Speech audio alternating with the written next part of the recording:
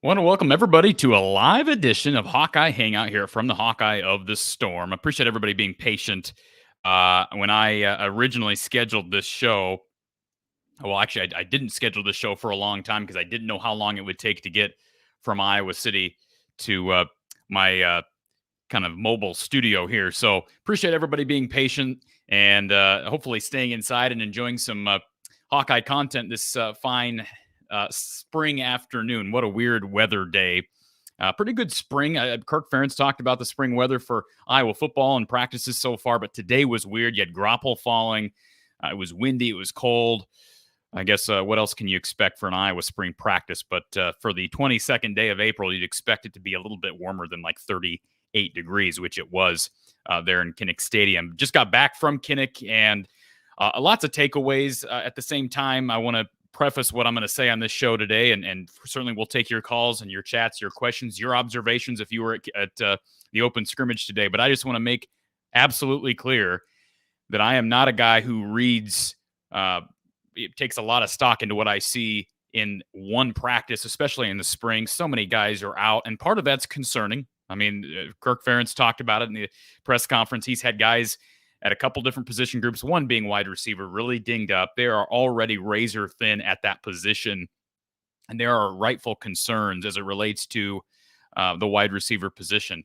But I'm not going to read too far into what we saw, but I'll give you some observations, some preliminary observations based on, the hour and a half of footage that we were able to gather. I plan on trying to get you some actual video footage of spring ball, so I'll try to get that to you towards the end of the broadcast. We'll kind of leave things. Plan is to be here for about an hour to an hour and a half, unless people are here and want to go longer. But it's all going to be dependent on how much fan interaction we have. Questions, calls, chats, whatever. The live chat's active, as you can see. If you're new here to the show, we appreciate you being here. Please hit the subscribe button. Please hit the thumbs up button as well. Our sponsors are found in our description. And as we head during the offseason, we head into our offseason. We are in the offseason now for football and hoops. Please continue to support our sponsors. And when you do so, be sure to let them know, hey, Your support. We're supporting you because of From the Hawkeye of the Storm. So again, we appreciate all of our partners, our sponsors, as they stick with us throughout the off season. And if you're ever interested in sponsoring the show, you know how to reach me from the eye of the storm at outlook.com, or you can DM me through Twitter, Facebook. You can even leave a comment here on YouTube. We'll get in touch with you. But again, we're here to talk about Iowa's final spring practice of the year as the Hawkeyes conclude spring ball with a very different looking quarterback room. And that's kind of where I want to start. And by the way, as I kind of give some dialogue to start the show off, the number is there on the bottom ticker, 515-635-1601. If you want to give me a call and give me your observations about what you saw today at Kinnick Stadium or questions that you may have, you can also throw them up in the live chat. I'm behind in the chat, but we'll try to get to as many questions and comments as possible. I would say my first observation this afternoon was just how different the quarterback room looks. I mean, it's just amazing. And I understand Spencer Petras is technically still on the roster. I didn't even see him out there today. I'm assuming he was somewhere not in pads. I think we all questioned when he said he was coming back. We all questioned, would that be exclusively as a player coach, or is he going to be back in pads competing for the backup job? As I watched today, I just had a hard time imagining him being out there in the fall. Now, maybe he will be. I don't believe Kirk was asked about Spencer today. He's still recovering from that shoulder surgery he had. What was that, in December? But the quarterback room just looks unbelievably different. You think about the loss of Spencer Petras, the loss of Alex Padilla as he begins his career, or later stages of his career now at Southern Methodist. You've got Carson May, who moved down a level. I think temporarily he's going to be trying to jump back up to the Division I Power 5 level potentially in a year. They bring in, obviously, Cade McNamara, who's not 100% yet. I know he talked post-practice today about the fact that he believes he's really close, but he was not full contact today. That's not a surprise. Kirk alluded to that not that long ago in a presser, that Cade would not be full. I think Brian even alluded to that here a couple of days ago in his press conference, that Cade was not expected to be full go today. We saw a lot of Deacon Hill. We saw a lot of Joey Labus, because really those are the only two guys right now that are competing at quarterback. If Cade's not playing and Marco Lainez is not here yet, you're going to see a heavy dose of Labus and Deacon Hill. And I would say my observations from the limited amount of drills and scrimmage that we saw today, I don't perceive there to be a huge gap between those two folks. They play a different style at the quarterback position. Deacon Hill is not very mobile. I mean, you watch him. I watched him on tape, and he's more mobile than Spencer Petras. You watch him live today. He doesn't want to really be out of the pocket too much. He's got a big arm. That's been well documented. We saw him overthrow a number of receivers today, as did Joey Labus. I didn't think either one of those guys looked great. It was windy out there, but look, I mean, you get to fall in Kinnick, you better be able to deal with the wind. The little bit of action we saw from Cade McNamara, non-contact action, I thought he threw a crisp ball. As Kirk Ferentz said after the practice was over, Cade is the starter. There's no question about that. But again, I don't perceive there to be a big gap between 2 and 3 based on what I saw today. My guess is I probably still feels more comfortable with Joey Labus simply because he's had a year in the system and Deacon Hill just got here. However, Deacon is not new to Big Ten football and practicing at this level. Like I said, he's got a big arm. I think Iowa, just by nature, Kirk Ferentz, Brian Ferentz and company, don't love the idea of a backyard quarterback like Joey Labus, although Joey played just fine in, I guess he wants to be called Joe. I should call him Joe. Yeah, I thought he played just fine in the Music City Bowl. He was okay, honestly, and it was against a somewhat depleted Kentucky defense. And he didn't really show off his legs too much in that game. I didn't think Iowa called a very aggressive game plan, which confused me a bit given the circumstances and not opportunity to audition a guy who is going to maybe be, well, he will be. He's the only guy back from last year's team if you don't count Spencer Petras at that position. But I digress. Hill's got a big arm, and that's really all I can say. He had a couple nice throws, hit Addison Estringa up the seam on a pass maybe 20, 25 yards down the field about midway through the practice today. Like I said, Joey had a touchdown throw to a walk-on. Boy, they got a lot of walk-ons working at wide receiver. I saw Vincent in the chat earlier brought up wide receiver. I'm going to try to bring up some positive things before I get to my negative things. So we'll get to wide receiver. I'm about wide receiver. A lot of people, based on what I saw today, are so thin, and I don't really have a whole lot of expectation at that position. In general, now they're going to probably add somebody in the portal. I'd be shocked if they leave this cycle of the transfer portal, this post-spring window of the transfer portal, without adding another wide receiver, rightfully so. I don't know how you could possibly defend not adding another receiver. So I think they'll do that. And how do you attract a big name? I don't know. I did see the former 5-star recruit from TCU. He entered the portal a few days ago. He released a list of schools that have contacted him so far. Iowa not on that list. So I know people have ripped me. I've seen comments over the last 12 to 15 months, comments ripping me about how, especially back a year ago when I kept talking about Iowa going to the portal at quarterback and Corey didn't know how to let off of that and get over it, blah, blah, blah, blah, blah. Yeah, I was on the staff for not going to the portal at quarterback. And unfortunately, I think Mark Rogers and myself, we said that over and over again, and we were proved right by the results, the fruits of quarterback play last season. Hate to say that, but that's just the reality. I fear the same possible result this year at wide receiver. Now, certainly, I'd rather have confidence in quarterback play than wide receiver play. They have good tight end play. That's one of the big positives that come out of today. They are deep at tight end, deeper than I expected them to be based on what I saw. And we all understood that Luke Lachey and Eric All, if healthy, is quite the tandem.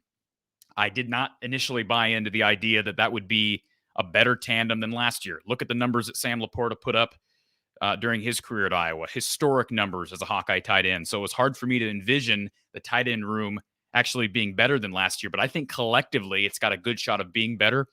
Addison Estringa was good last year as a true freshman. He's going to be even better this year.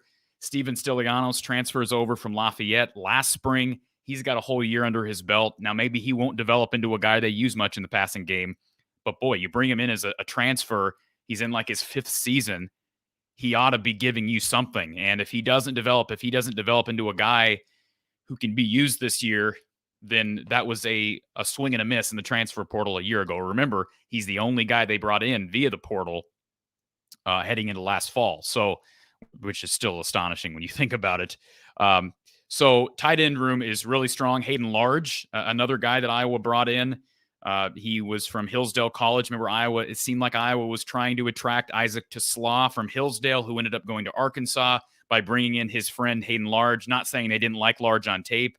Large made some nice plays today in the passing game. There was some hype around some walk-on tight ends heading into spring.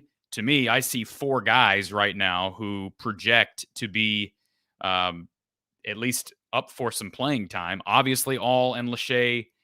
There's no question, Estringa, and then maybe even Stilianos. And then maybe after that, you throw in a couple of walk-ons like a Hayden Large. They've got depth at that position. It's hard for me as a non-coach. This is a better question for Coach Patterson. We're going to try to get Coach Patterson on the show at some point. But it's hard for me to evaluate their ability to block, right? I mean, I can, especially watching it, not being able to review tape. But obviously, Eric All is seasoned. He was projected before his injury. He's projected as a high draft pick. I would guess Luke Lachey. I thought he was a pretty good run blocker last year. But again, I'm really not one to say either way.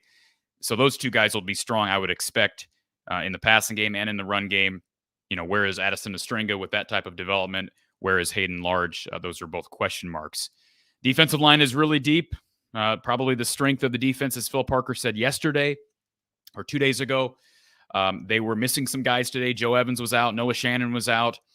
Aaron Graves is a man-child. As I've said before, I said that when he came in. I'm not the only one who said it. He is going to be really, really good. I think he's got a chance to be really, really good this year.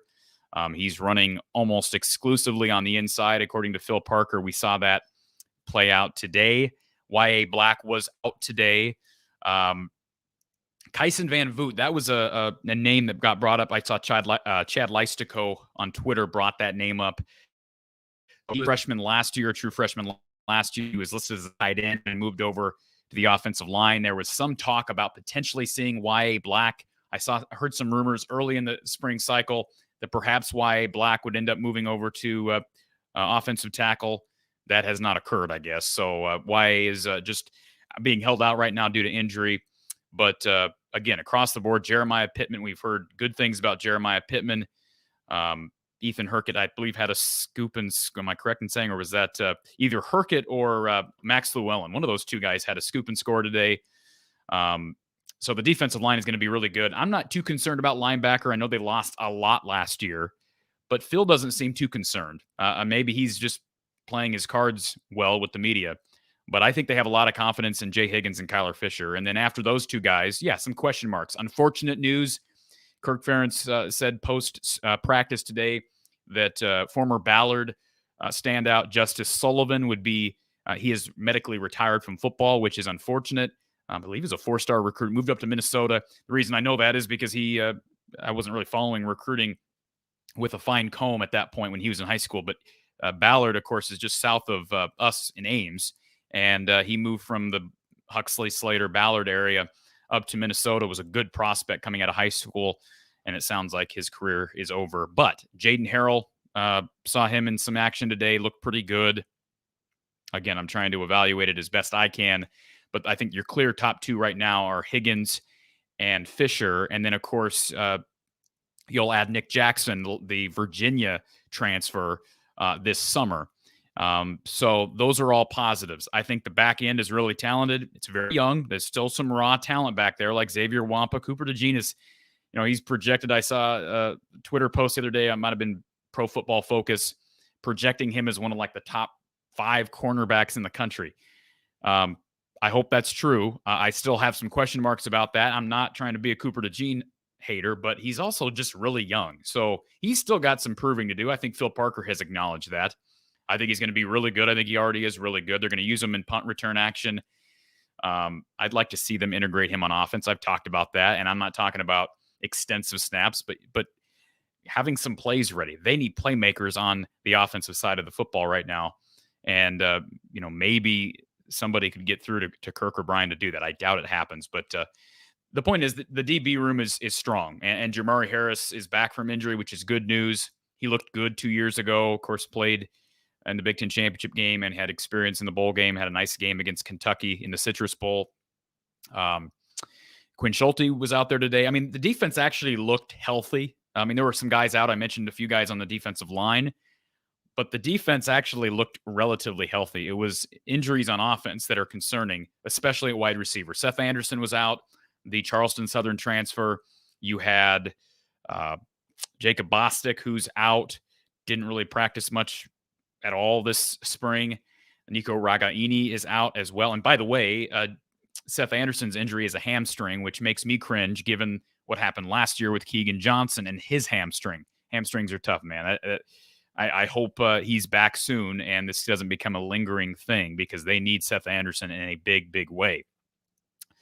Running back, I don't really have a ton of observation at running back. I didn't think the line played great today. They are down a few guys.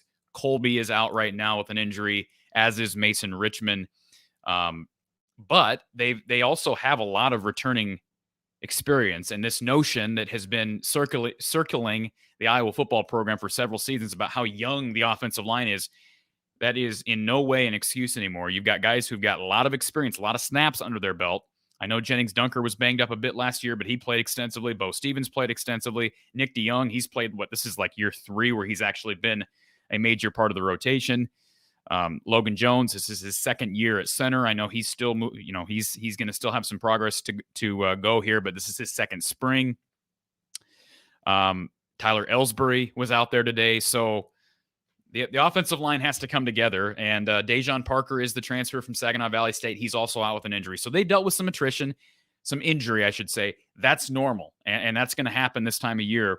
It seems like every year we talk about injuries, but my biggest concern is wide receiver. They had one healthy scholarship wide receiver today, unless somebody missed one, or unless I missed one and somebody can tell me. And that was, of course, Deontay Vines with Bostic, Seth Anderson, and Ragaini all out. But think about it. That's 4 scholarship wide receivers. I'm a little bit surprised we didn't see more from Terrell Washington running as a wideout. if they can't go get somebody in the portal, he would be a logical candidate to switch positions. I know he's a true freshman, but enrolling early will help. And I know he's been kind of talked about to be a Tyrone Tracy-esque of a player that can be used in the slot and certainly in the backfield. I don't know how much he was lined up in the slot today. Not a whole lot, if any.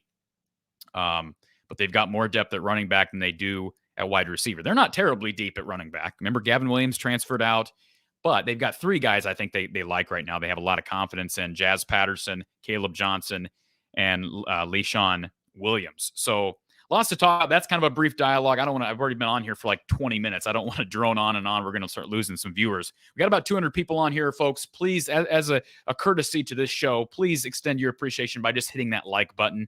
And if you care to, I'd really appreciate you sharing the stream out on social media, because if you're enjoying the content, others will as well. And of course, again, the phone line is open, 515-635-1601. And I also threw the link for the StreamYard link. If you want to jump on via StreamYard, I threw that up in the description, and I'll also throw it up here.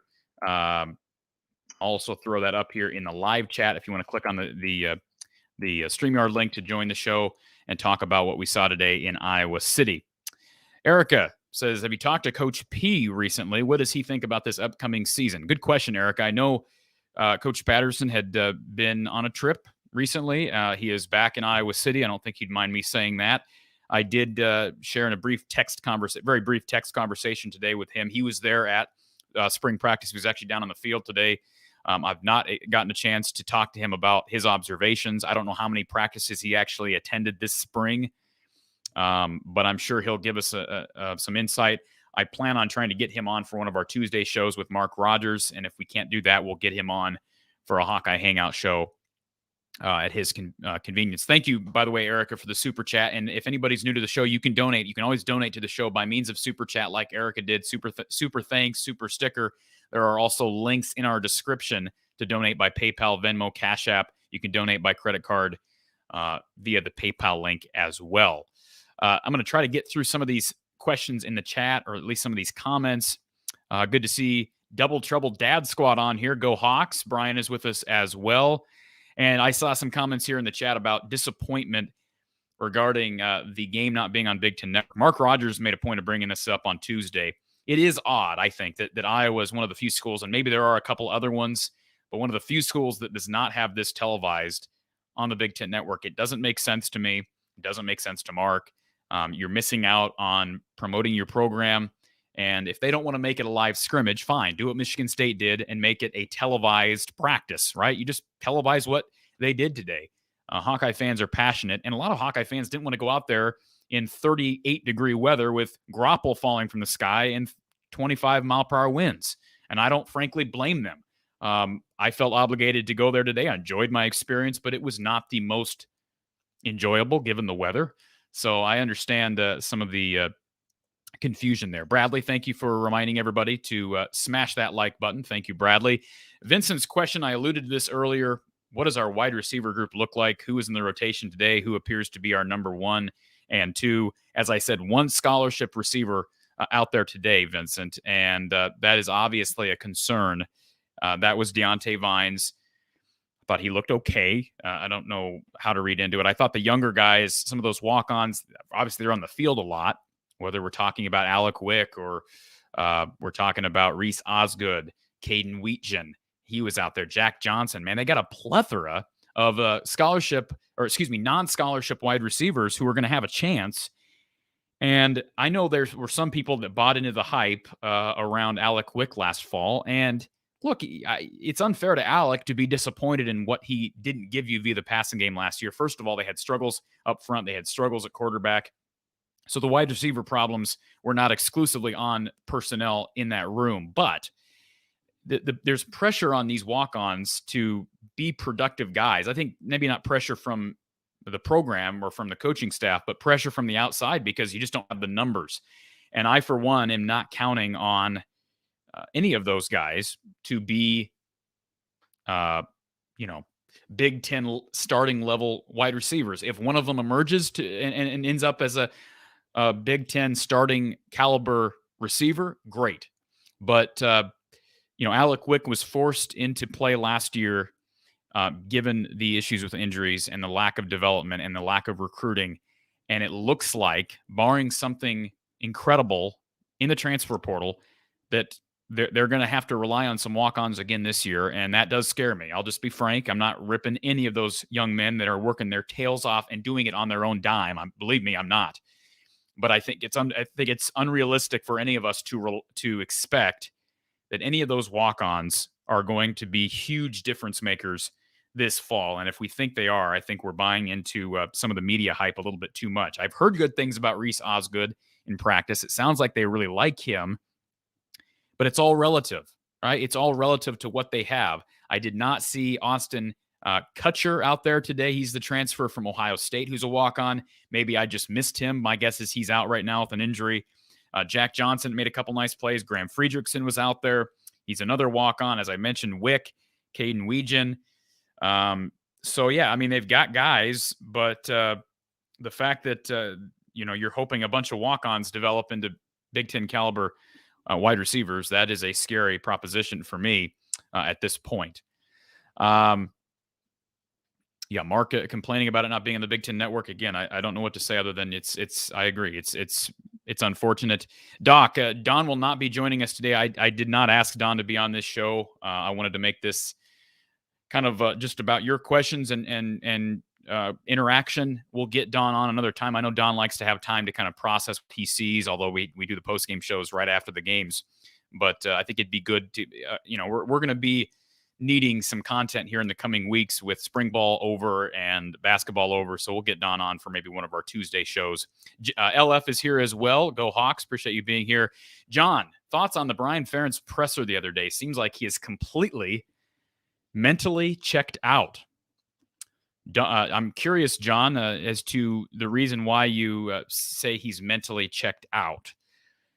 I didn't gather that from the presser, John, and I respect your opinion and would love to hear more about what you felt. And if you want to call and talk about, if anybody wants to call and talk about the press conferences from the other day, you're welcome to do that.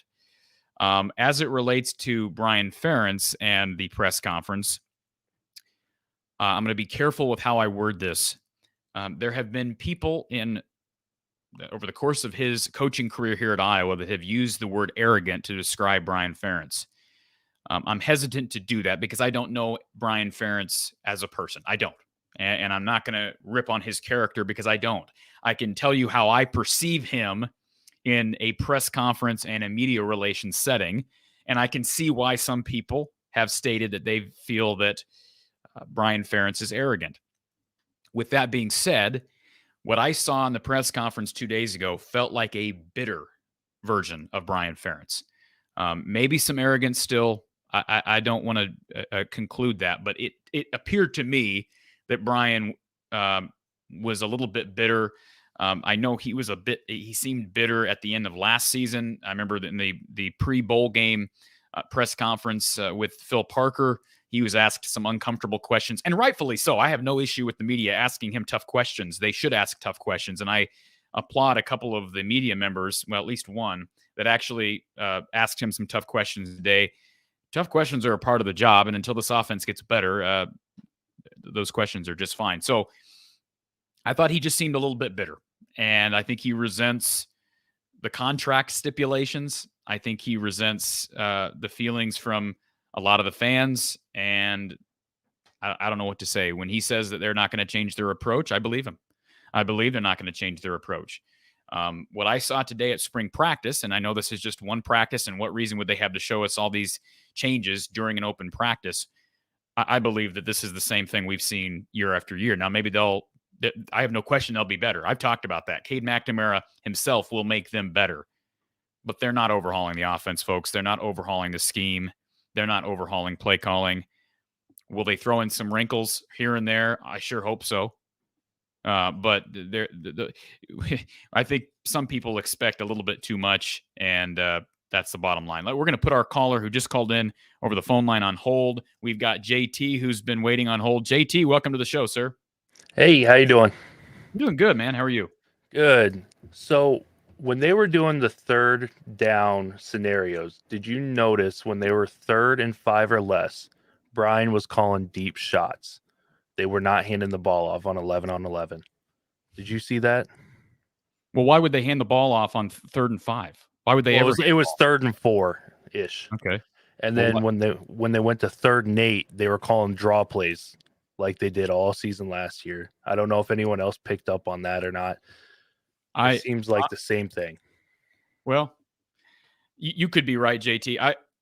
Honestly, when I'm sitting there, and maybe I'll do that when I go back and watch some of the footage that we recorded. But when I'm sitting there watching spring practice, I'm trying to just focus on, because you can't watch everything, obviously. I was just focusing on, okay, what's the execution like? What's the passing game look like? Is timing with receivers good or bad? Blah blah blah blah blah. So you could be right on that. Like I said before you jumped on, JT, I didn't notice anything just from my standpoint that popped off the screen to me or popped off the field to me as being drastically different or really different at all from last season. Right. But they did take some shots. I think my biggest takeaway from that, and I know I'm going to sound like negative Nancy, they didn't really connect on very many of those shots. Like No. a lot of overthrown balls. I know there was a lot of wind out there, but man, Deacon Hill struggled with accuracy at times, as did Joey Labus. With that being said, I thought Deacon Hill made a couple of really nice throws, but they struggled with accuracy. My big reason is to kind of assuming that Deacon Hill's going to have a chance to win this backup jog. This is not a rip on Joey Labus, but just the fact that Deacon Hill was developed for a year or two somewhere else at this level gives me confidence that he's probably better than anyone else we have besides McNamara. Like that, I know that sounds like I'm ripping on Brian and the staff, but I don't have any confidence in the Iowa staff to develop quarterbacks effectively. So the fact that he's been developed, or at least to some extent developed at Wisconsin prior to being here, gives me reason to think he's probably got a shot to be better than Joey Labus. Yeah, I mean, even in those one-on-ones, when everyone else was out there working, it was just the wide receiver and the quarterbacks. It seemed like Deacon's timing was perfect compared to what Labus was showing. And I mean, the wind plays a factor, the cold plays a factor, obviously. But it seems like when Deacon set his back foot and released that ball, that receiver was just breaking on his route. Whereas it seemed like Labus was a little bit slower and took him a little longer to read the depth of the route. I would agree with that. Like I said, I thought first half of the practice, Hill looked better, and as the practice went on, he made some poor throws, but I thought his decision making was better. Joey seemed to force the issue at times. Again, maybe we're grasping at straws here to read into things, but I did think Joey forced the issue, and Deacon just got a better arm. I don't think anybody would debate that. Joe is obviously a better runner, but based on what Iowa likes to do and how Kirk Ferentz operates and then Brian Ferentz with this offense, I think Deacon Hill's got a pretty good shot to be your backup simply because he fits the Iowa mold more so than Joe Labus. Yeah. Another thing I noticed, last thing here, is Max White out of the backfield on that wheel route that Joe Labus hit him for that 40-yard touchdown.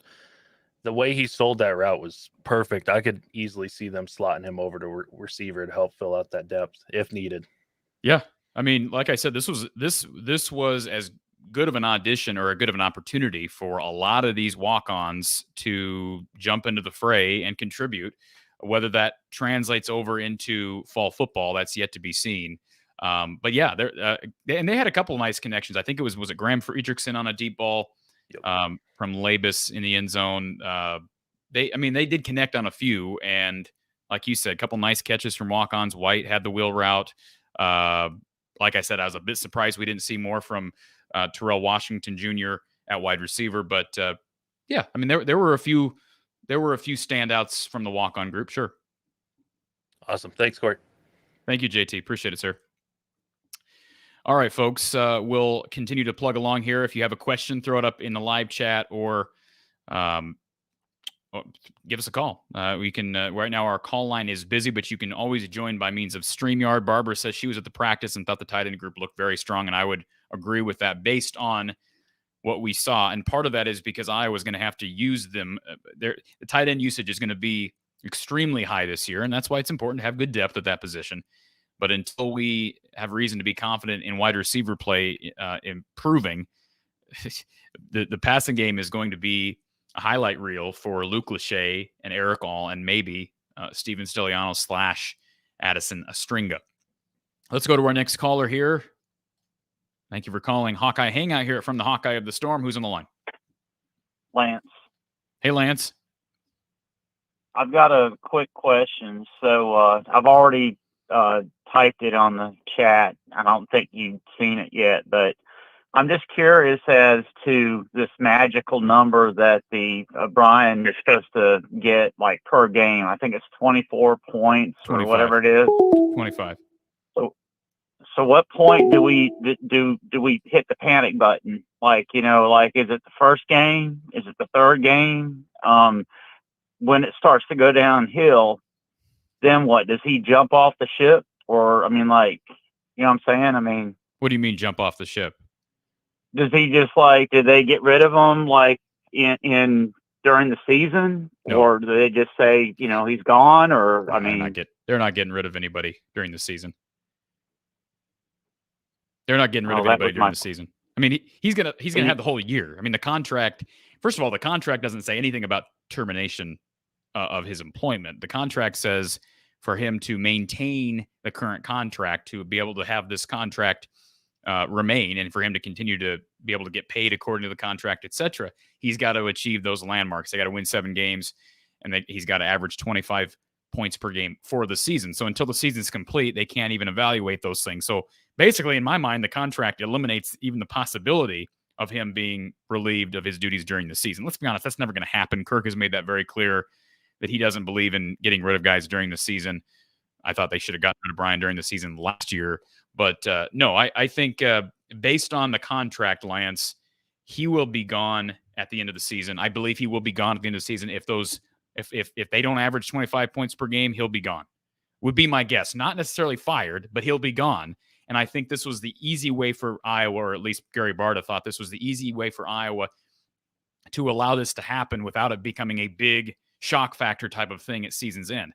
With that being said, I think they'll achieve the landmark because I don't think 25 points per game is all that hard to achieve. And certainly 7 wins with this cake schedule is almost impossible not to achieve. Like, they can win 6 games in the regular season, win a toilet bowl game in Detroit, and get to 7 wins. So the contract stipulations are a joke. I do still think that based on what I heard from Brian yesterday, or from Wednesday, I do think Brian sort of resents the contract and the fact that it had to be released anyways. But, you know, you got a lot of moving parts here, and I think a lot of poor decision-making on the part of the administration, and it's put Brian in a weird position. It's put Kirk in a weird position, but Kirk's also put himself and his son in a weird position. There's a lot of mismanaging that has gone on with this whole situation, and it's going to be culminating here this season with a very awkward landmark for this per game average and standard of wins. It's just an awkward place to be. Hey, one other quick thing before I let you go. So I'm just curious, who could you see filling his spot when he leaves? Who? Kirk or Brian? Or Brian. Yeah, Brian. That's a good question. I talked about that last season. Some guys that I thought would have been good candidates. I mean, I think we obviously have to reevaluate it after this season because there's going to be new names that emerge. John Budmeier is probably the guy that Iowa. My guess is John has had candid conversations with Gary Barta and Kirk Ferentz. And although John doesn't have some glowing resume, my guess is that if Brian walks away at the end of this year, maybe he gets a job in the NFL, or maybe he just goes to a different university. My guess is that John Budmeier is choice number 1. I certainly don't believe that John Budmeier is the answer. I don't know that he's not, but based on his resume, I have no reason to have a ton of faith in what he's going to bring and change here at Iowa. And also based on Kirk Ferentz's track record and how he likes to operate his offense, I do think that the upward movement, or the potential for upward movement, the ceiling for the Iowa offense is limited given who Kirk Ferentz is. So John Budmeier would be the obvious choice, although I don't think it'd be a huge change. And then after that, man, I'd have to give that more thought because things are always changing. I know I can tell you that the guy from is it Tulane, the guy from Iowa, Jim Svoboda. I know I don't believe he's any longer with I don't think he's with Tulane anymore. I know he walked away. He was the OC at the beginning of last season. That name got brought up during the offseason, during December. I can tell you that Jim Svoboda was in contact with Iowa. I've said that before. I've had people say I'm wrong, I'm crazy. Just telling you, based on what I've heard, I can tell you with confidence that he was in Iowa City, because I still believe there was a decent chance that Brian left if things lined up, and apparently those things didn't line up. But anyways, we'll see. At the end of this season, I'm sure Kirk will evaluate things. Here's the other part of that, Lance. There's always a chance Kirk walks away if things go in the dumps this season, which I don't think they will. But given the fact that you have the divisions changing next year, you have the transfer portal in a weird place, NIL's in such a weird place, I wouldn't be shocked if at the end of the season, if Iowa has a mediocre season and they're kind of forced to get rid of Brian, I would not be shocked to see Kirk walk away. Good show. Thanks a lot. Go Hawks. Thank you, Lance. Appreciate it, sir. All right, folks, we'll continue to plug along here. Before we get to our next caller here on Hawkeye Hangout, again, the number is up on the bottom of the screen, 515-635-1601, 515-635-1601. We've got Erica, we've got Tony, both on hold. Before we get to either one of their commentaries, let's go ahead and give a shout out to our sponsor, Under the Kitchen, and Randy Engel's tremendous work down in Mitchellville. We'll be right back after a word from our sponsor. From the Man Cave Kinnick, Under the Kitchen, authentic, original player art prints are being drawn up for Hawkeye fans everywhere. From Under the Kitchen's Murray Legacy print, which features former Hawkeye Kenyon Murray, current Hawkeye Chris Murray, and current Sacramento King Keegan Murray, to football players Lucas Van Ness, Torrey Taylor, and Cooper DeJean, to wrestlers Tony Cassiope, Alex Marinelli, and Real Woods. Oh, and only one of the greatest athletes to ever compete at Iowa, Spencer Lee. There are so many options available, and they make great gifts. Visit Under the Kitchen on Facebook or at Under the Kitchen's new website. It's underthekitchen.square.site. That's underthekitchen.square.site. Check out Under the Kitchen today and get your authentic, original Hawkeye print.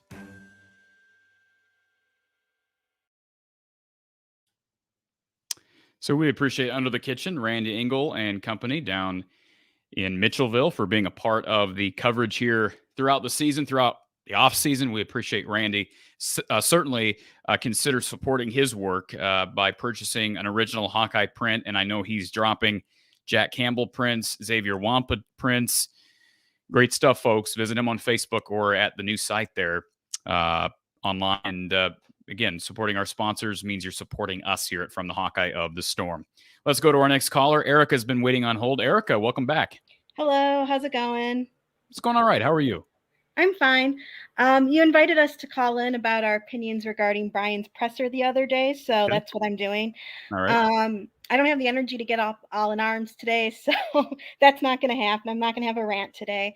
But I think, so maybe another time. But I think that his presser, he was quite apathetic.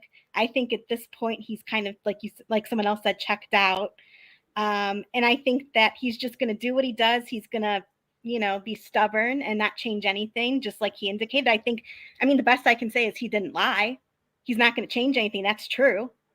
Don't you think that was always the case, Erica? Like, I don't think that all of a sudden happened because he just all of a sudden checked out. Like, I don't think Kirk had any intention of overhauling the offense like some of the media would make you believe at any point anyways. No, I don't think so either. I think it's Kirk. Ultimately, it lands on Kirk. It's his decision-making on whether or not they make major changes. It's not like he says to Brian, well, you decide whether we're making big changes. I mean, that's still Kirk's team. It's still Kirk's team. I mean, anyone who doesn't think that is kidding themselves. I'm sorry. I don't mean to be disrespectful to anyone, but that's how it is. And I totally agree that if Brian gets let go or leaves or whatever, under whatever circumstances or however after the season, I do agree that Kirk might also walk. And I don't know. I'm really on the fence. Like, I kind of think that might be necessary at this point. I feel like we're tarnishing our reputation. I mean, we're the laughing stock of the country. It's kind of ridiculous. And I just don't get how Brian could just be so apathetic about that. Does he not care, about his father's reputation or anything? He was a Hawkeye himself. So, I just don't get it. Well, I agree.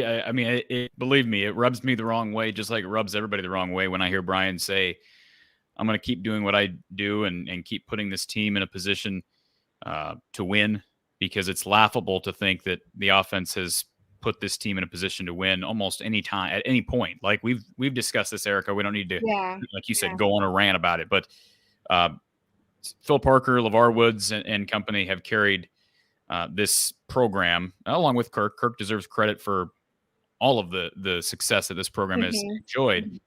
But to act like Brian's side of the football has been a big part in carrying this team to consistently achieving 8 or 9 wins is laughable. I do resent the idea when I hear Brian, when the question is asked, and it was an okay question. I don't think it was the best question in the world. There's nothing wrong with it, but I think it was our guy over from the Gazette, John Steppe, who asked Brian, how do you respond to fans who are kind of tired of this and whatever he said.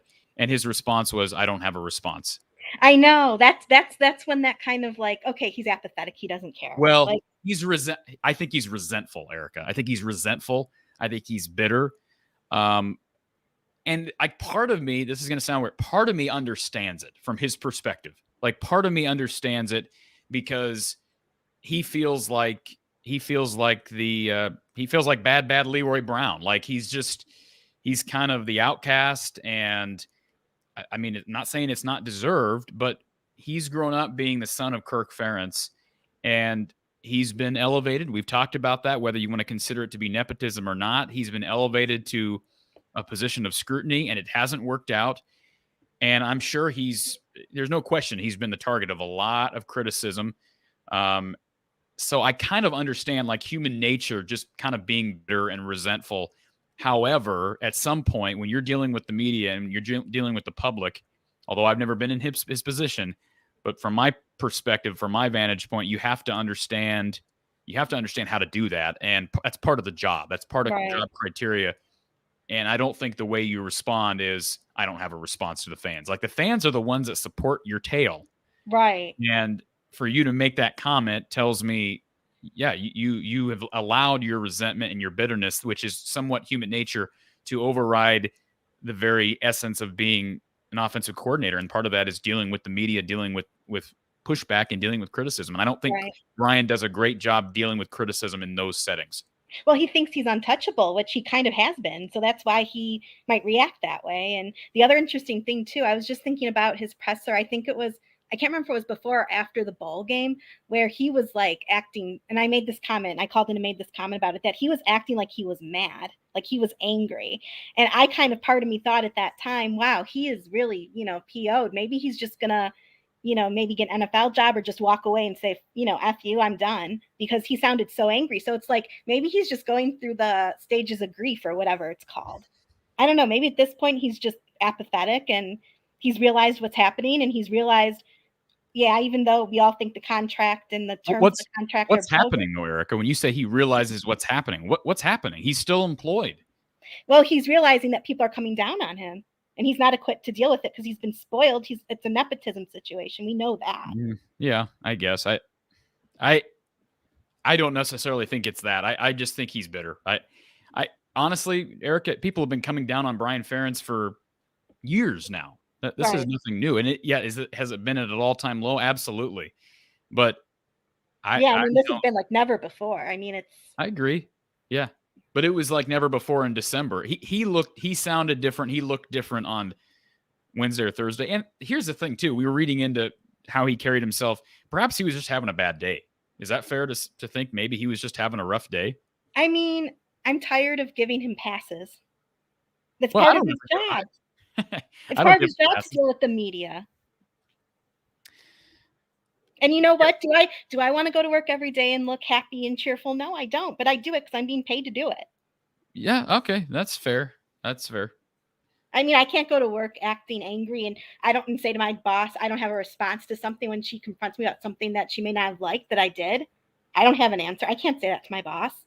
Yeah. It's not fair. It seems to me that's not fair that he can. Well, yeah. I mean, like I said, I think he resents the contract, even though it's a stupid. It's BS. It's not a real.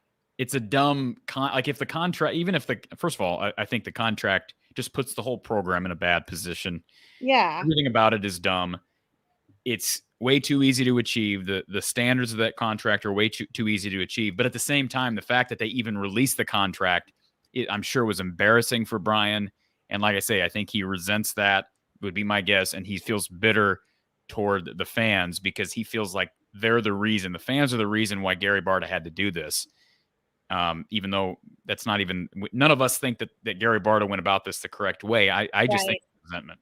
That's how. I mean, that could be, I suppose. That could be unfortunate if that's the case, because, and if what you're saying is the case, that he's checked out mentally, which I don't necessarily buy into, but if he has, that's even scarier than, what we had last year. I'm very, I mean, you know what? I did buy into the Cade train and all that was going on when he committed to us from the transfer portal. But I'm starting to just feel like we could have a better quarterback in the back there, but it doesn't mean a darn thing if we don't have an O-line that can help protect him, and we don't have any wide receivers like talent that's on the field. They're all out injured. I mean, well, and with all due respect to the scholarship receivers they have, even if all of them were healthy, Erica, I'd be advocating for them to go to the portal. Yeah, me too. But now we literally have no chance. Well, I mean, they've got a chance in the portal. They've got some time. Guys are. I hope they come up with a ton of money, because short of that, no one's going to want to come to play wide receiver. They've got money. I mean, I have no doubt they've got money to offer, and I know they're not technically. It's the collective that goes about that, and there's certain ways. We've talked with Brad Heinrichs about the collective and the NIL situation, but I would guess that they have some sort of NIL lucrative deal, or maybe not lucrative is the right word, but they can offer a wide receiver something. What they can't offer a wide receiver is the potential to be featured, because this offense just under Kirk will never feature great wide receiver play. It's just not part of it. That's just what it is. Yeah, even when they've had really good, or I shouldn't say good, even when they've had decent talent at that position, you could argue it was underutilized. See Brandon Smith and his career at Iowa. So, yeah, they need to go to the portal at wide receiver. They need to get guys healthy, but injuries are not an excuse, because the fact that a couple injuries, 2 or 3 injuries at that position group means that you're down to a bunch of walk-ons proves you have not developed or retained receivers at a high enough rate to be able to compete effectively at this level. I was going to say that next. That's exactly right. And who does that fall on again? Coaching staff. Yeah. Right. Because, I mean, it's obviously not the fans' responsibility to recruit anyone or anything like that. And I know that's a big thing that quarterbacks, and I know Cade has done it too. And I know it happens at other schools that, the quarterbacks will text and be in touch with the people that the schools are considering trying to promote everything. But I mean, with we were 130th in offense last year. That's pathetic. It's absolutely pathetic. And and I'm so tired of the mediocrity. And I said that on a message board, and I just got slammed. And I'm like, okay, but we're never going to get to the next level. It's the same thing year in, year out. We play not to lose. Our defense gets us out of potential games to lose. And, our punter always helps us. And that's Iowa football. And I know that I'm coming off as sounding very bitter, but I mean, I just think some people have their black and gold glasses on far too much. And I'm not going to be a homer just because I'm a fan and I'm alumna. I want to see a good team out there, a good product to represent all of us well, and to represent themselves well, for their own sake. So, I mean, I don't see what's wrong with being critical. And I'm just tired of seeing people being homers like that. I mean, I saw one person on Twitter, which already it's Twitter, whatever.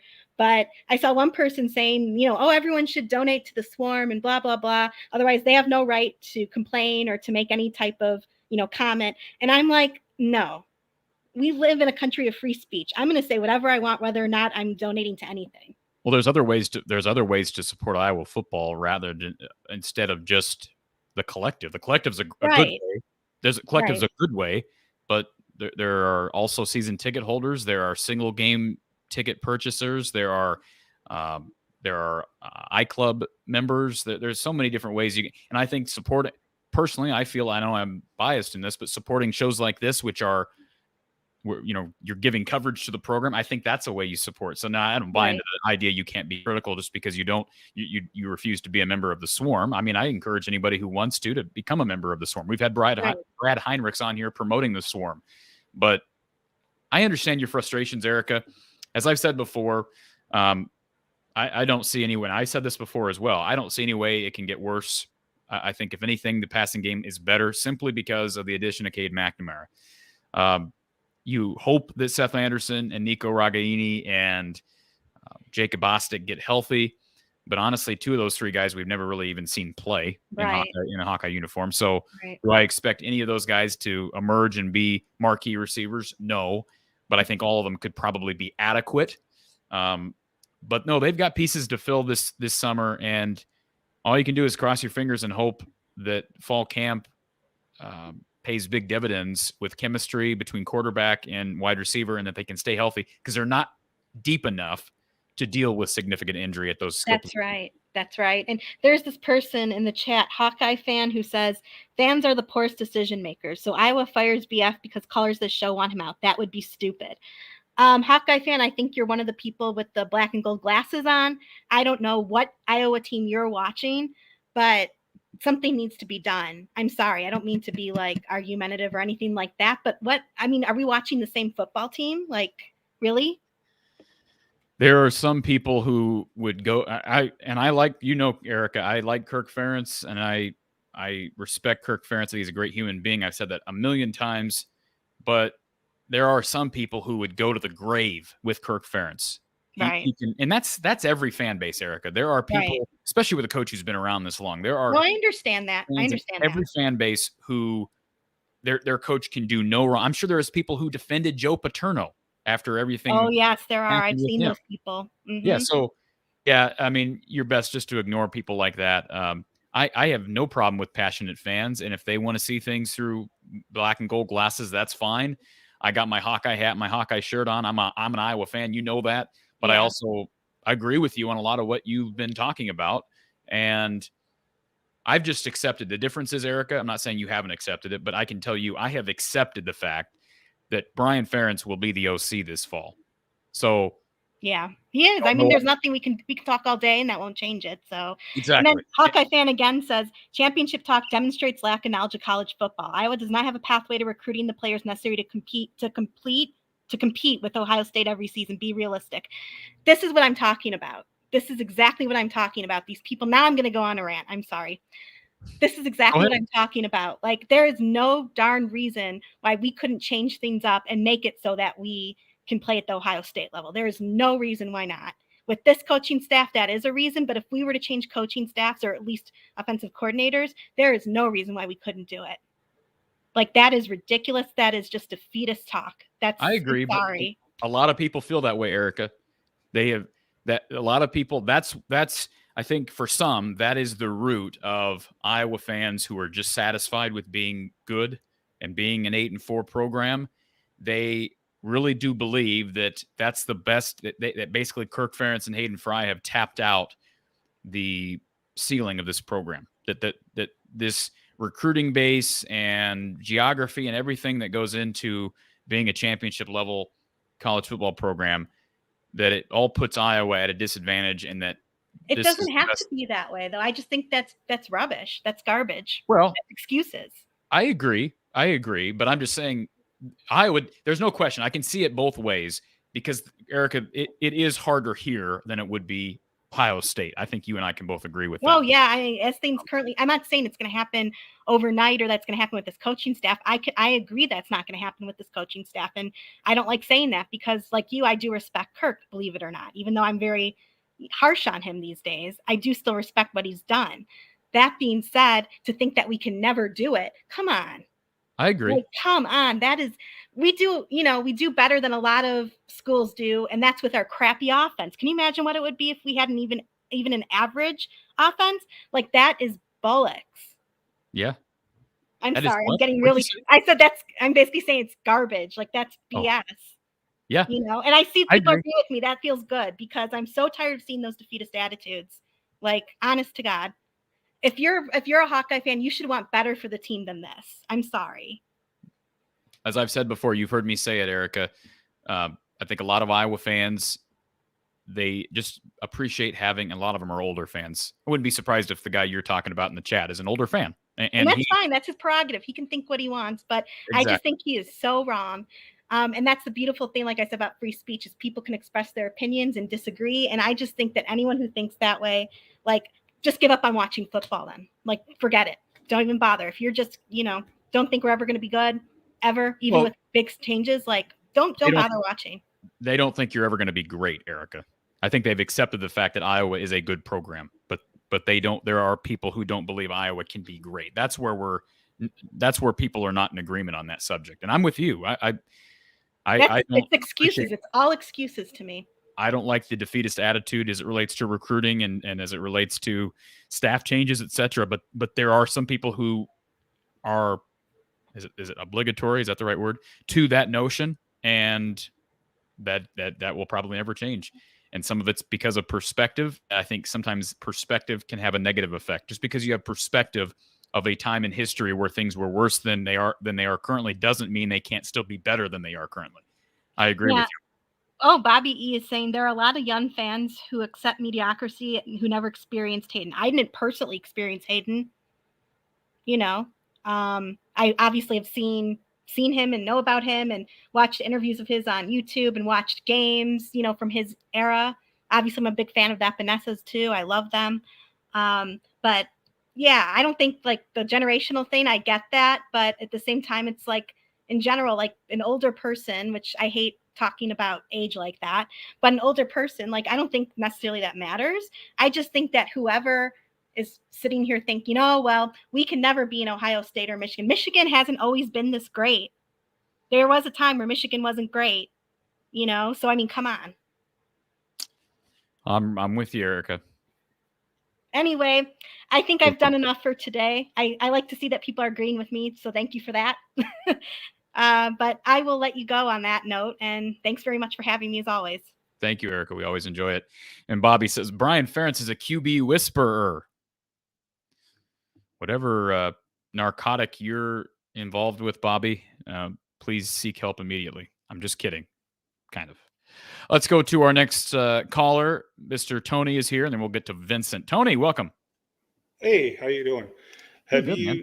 Did you enjoy your time away a little bit? I mean, time away. Yeah. Well, I really haven't had time away. You're right. There's been less content here on the channel. I've enjoyed kind of having a bit of a reprieve, but I've been busy with other things. So I'm going to enjoy the next couple of months. I'll say that.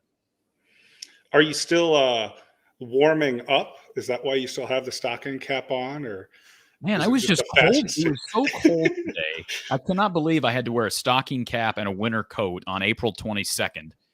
But like, you remember the episode of Seinfeld where Kramer, his heat pump on his hot tub goes out and he can't get his core temperature back up because where was he at? He was stuck. How did he get it so cold in the first place? Yeah, he fell asleep in the hot tub. The heat pump broke. He fell asleep in the hot tub and he couldn't get his core temperature back up. So the whole episode, he's just desperately trying to get his core temperature. That's where I'm at right now. Like, I'm going to wear this stocking cap to bed tonight. And see, I probably would have worn like a hoodie and shorts and stuff like that, but that's just what I'm programmed to after. It was cold. I mean, I saw the wind chill was in the 20s. Oh, that's just another day. Come on. Yeah. But I'm telling I mean, I lived up in North Dakota for almost 6 years. So what part of North Dakota did you live in, Tony? Grand Forks University, where Philip was. Yeah. Okay. I didn't get to see him when he was playing when I was up there because I didn't move down to Sioux Falls until this past April. But yeah, it's cold up there. So Philip is it seemed tropical probably for him moving down to Iowa City. Yeah, you're right. I'm curious your take, Tony, because I know you're more of into a basketball, but you follow the football team. I've seen some discussion in the chat about just this game not being or this scrimmage not being televised on Big Ten Network. For a fan like you, who's 3 or 4 hours away, you're not going to drive all the way down for an hour and a half scrimmage.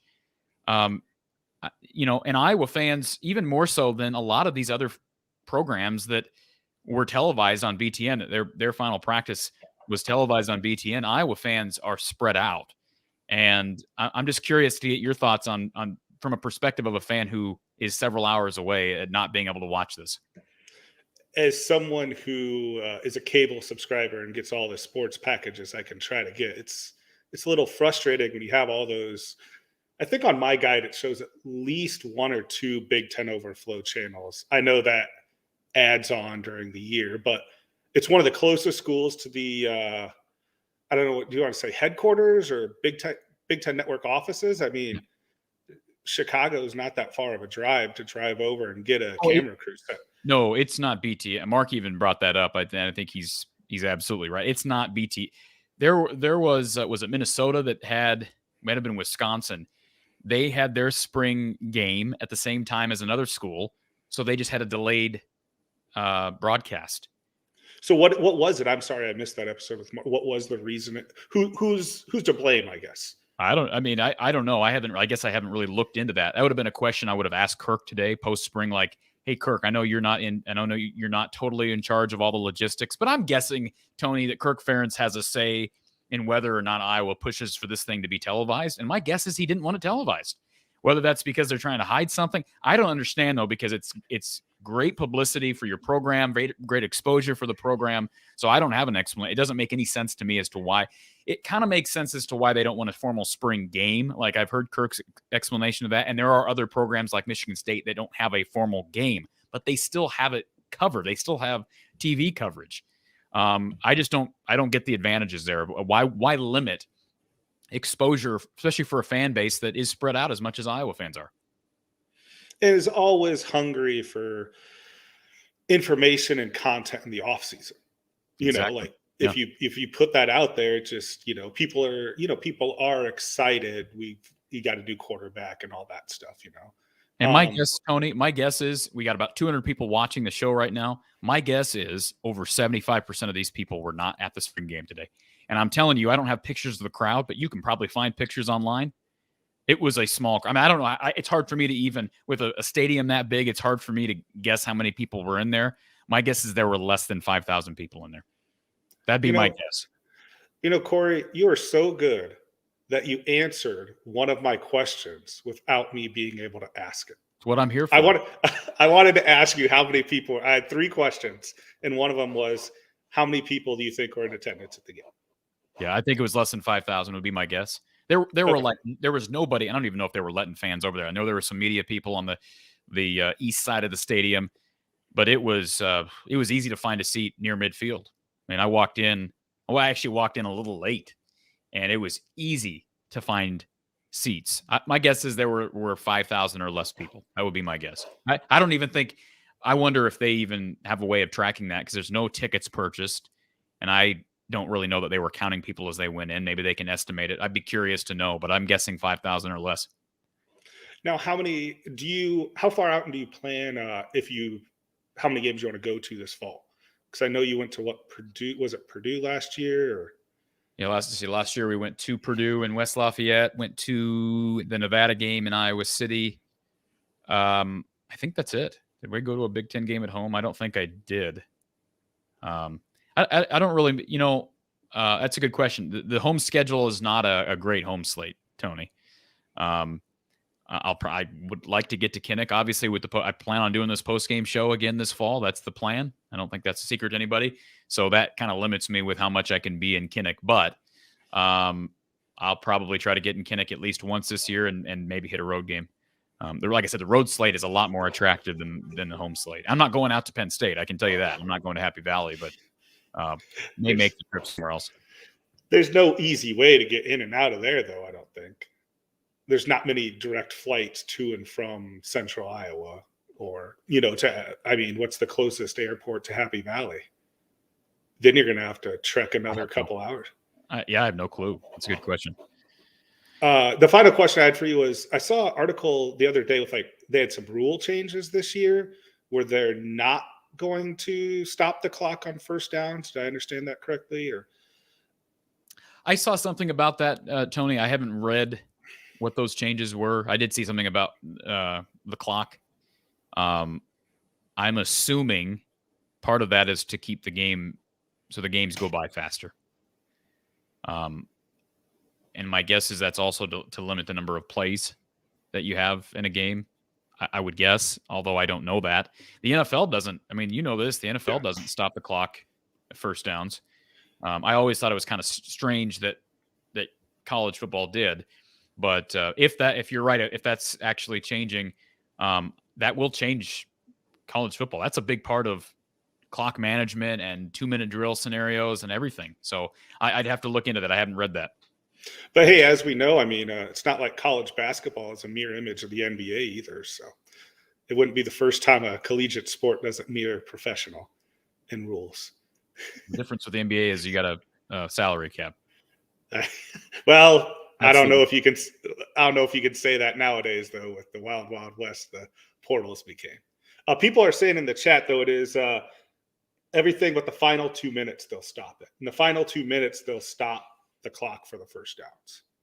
But every other time, they won't stop the clock. Now, how would that affect Iowa, would you say? Well, Iowa doesn't get many first downs ever, so it would probably affect them less than any other team. Fair enough. I mean, I'm not trying to No. Like, you have to get first downs for it to really affect you, right? Yeah. No, that valid point. Oh, it would. You know what it'd affect them more on, Tony? It would affect the Iowa offense more if they said no more stopping the clock on incomplete passes, because Iowa throws a lot of incomplete passes. Yeah. So thanks for your time. I'll look forward to seeing when you go live next, and I'll try to follow the football team this year. So thank you, Tony. Good to see your face, sir. Thank you. All right, folks, we've got Vincent and Jeff hanging on the line. We've got our phone line open, 515-635-1601, 515-635-1601. By the way, Max Edwards reached out to me via Twitter, and he said, Corey, I'm excited for the upcoming podcast. There is no need to answer this now, but during Kirk's press conference, he mentioned directly communicating with a portal prospect.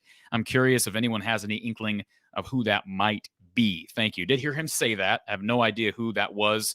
I did see Iowa offered, who'd they offer? They offered a DB. I want to get this correct. There was a DB in the transfer portal that Iowa offered here a day or two ago. Let me see if I can find it. You probably saw it if you're on Twitter. I know Max is on Twitter, but for those who didn't catch it, let's see if I can grab it here. Antonio Carter, DB out of Rhode Island. He's been offered by a plethora of high major schools, including Ole Miss, Washington, South Florida, Indiana, Wisconsin, Oregon State, Texas A&M, Georgia Tech, Minnesota, West Virginia, SMU, Virginia Tech, Louisville, Baylor, Kentucky, Middle Tennessee State, UNLV, Virginia, Utah State. That's quite a list, and I'm sure it'll grow. I haven't watched tape on Antonio Carter yet, but my guess is it's going to be hard to land him. I'm a little bit not disturbed. I shouldn't say disturbed. I'm a little bit surprised we haven't heard of any specific offers to wide receivers. Like, there were a plethora of high major wide receivers, or I should say receivers from high major schools that entered the portal last week, and I haven't heard any reports of Iowa offering any of them. And I know this is going to sound like Corey from a year ago when Iowa wasn't going after any portal quarterbacks, and I ripped him for it. But former TCU wide receiver, by the way, former 5-star recruit, Jordan Hudson, entered the portal a little over a week ago. He was a 5-star in the 22 class. He's, according to On3, he's the second best available player in the portal. And according to Hayes Fawcett of On3, he has been contacted by Georgia, Colorado, Oklahoma, Tennessee, Arizona State, Utah, North Texas, Arkansas, Pine Bluff, Pitt, Colorado State, West Virginia, SMU, Auburn, Michigan State, Penn State, Mississippi State. He was a 5-star recruit in 2022. He's in the portal, played a little bit for TCU last year. Obviously very talented, or he wouldn't have been a 5-star at high school. Iowa not on that list. So explain that to me. I understand we don't always know everything. And I hesitate to go on here and say, why doesn't Kirk contact this guy? Because I don't know everything about these players. And is it possible that they choose not to recruit a high major portal guy like Jordan Hudson because he's got baggage that they found out about. Sure. That happened with the kid that ended up going to Oregon, the Alabama transfer. But if that's the case, then you're telling me that all schools, Georgia, Penn State, Utah, all these high major schools, Oklahoma, Auburn, Michigan State, West Virginia, all the Pitt, all those schools either don't know about the baggage that Iowa knows about, or they just don't care. I'm not going to buy into that. If there's not baggage and Iowa hasn't even looked into Jordan Hudson, that's baffling to me. That's baffling to me based on their need. And I don't want to use the word desperate, but boy, looking at that wide receiver room today, Iowa is I would think Iowa is as desperate at that position as any other team in the country. And so that is puzzling to me why you would not contact the top wide receiver, in the transfer portal. That's baffling to me. And I would think you would have contacted him the day he went in there, or at least reached out to some people the day he went in there. I don't know if Kirk's got connections to the TCU staff, but I know at times, and Erica brought this up earlier, at times it seems like Iowa recruits with a defeatist attitude. They don't often target high major portal guys, although they did with Cade McNamara, they did with Eric All. Those have kind of been the exception, though. You think of most of the guys they bring in from the transfer portal, whether it be Charlie Jones or Mekhi Sargent or Zach Van Valkenburg or Hayden Large, or, I mean, you just go down the list, man. Just go down the list. I mean, Dejon Parker was from Division II. Charleston Southern wide receiver, Seth Anderson. And I'm not saying those guys can't be really helpful to this roster, but I don't understand at times the refusal to go after the high-end guys. Other than the simple explanation to me being they just don't believe they can have any chance. They just don't believe they have any chance to land a guy who's also being recruited by all these other schools.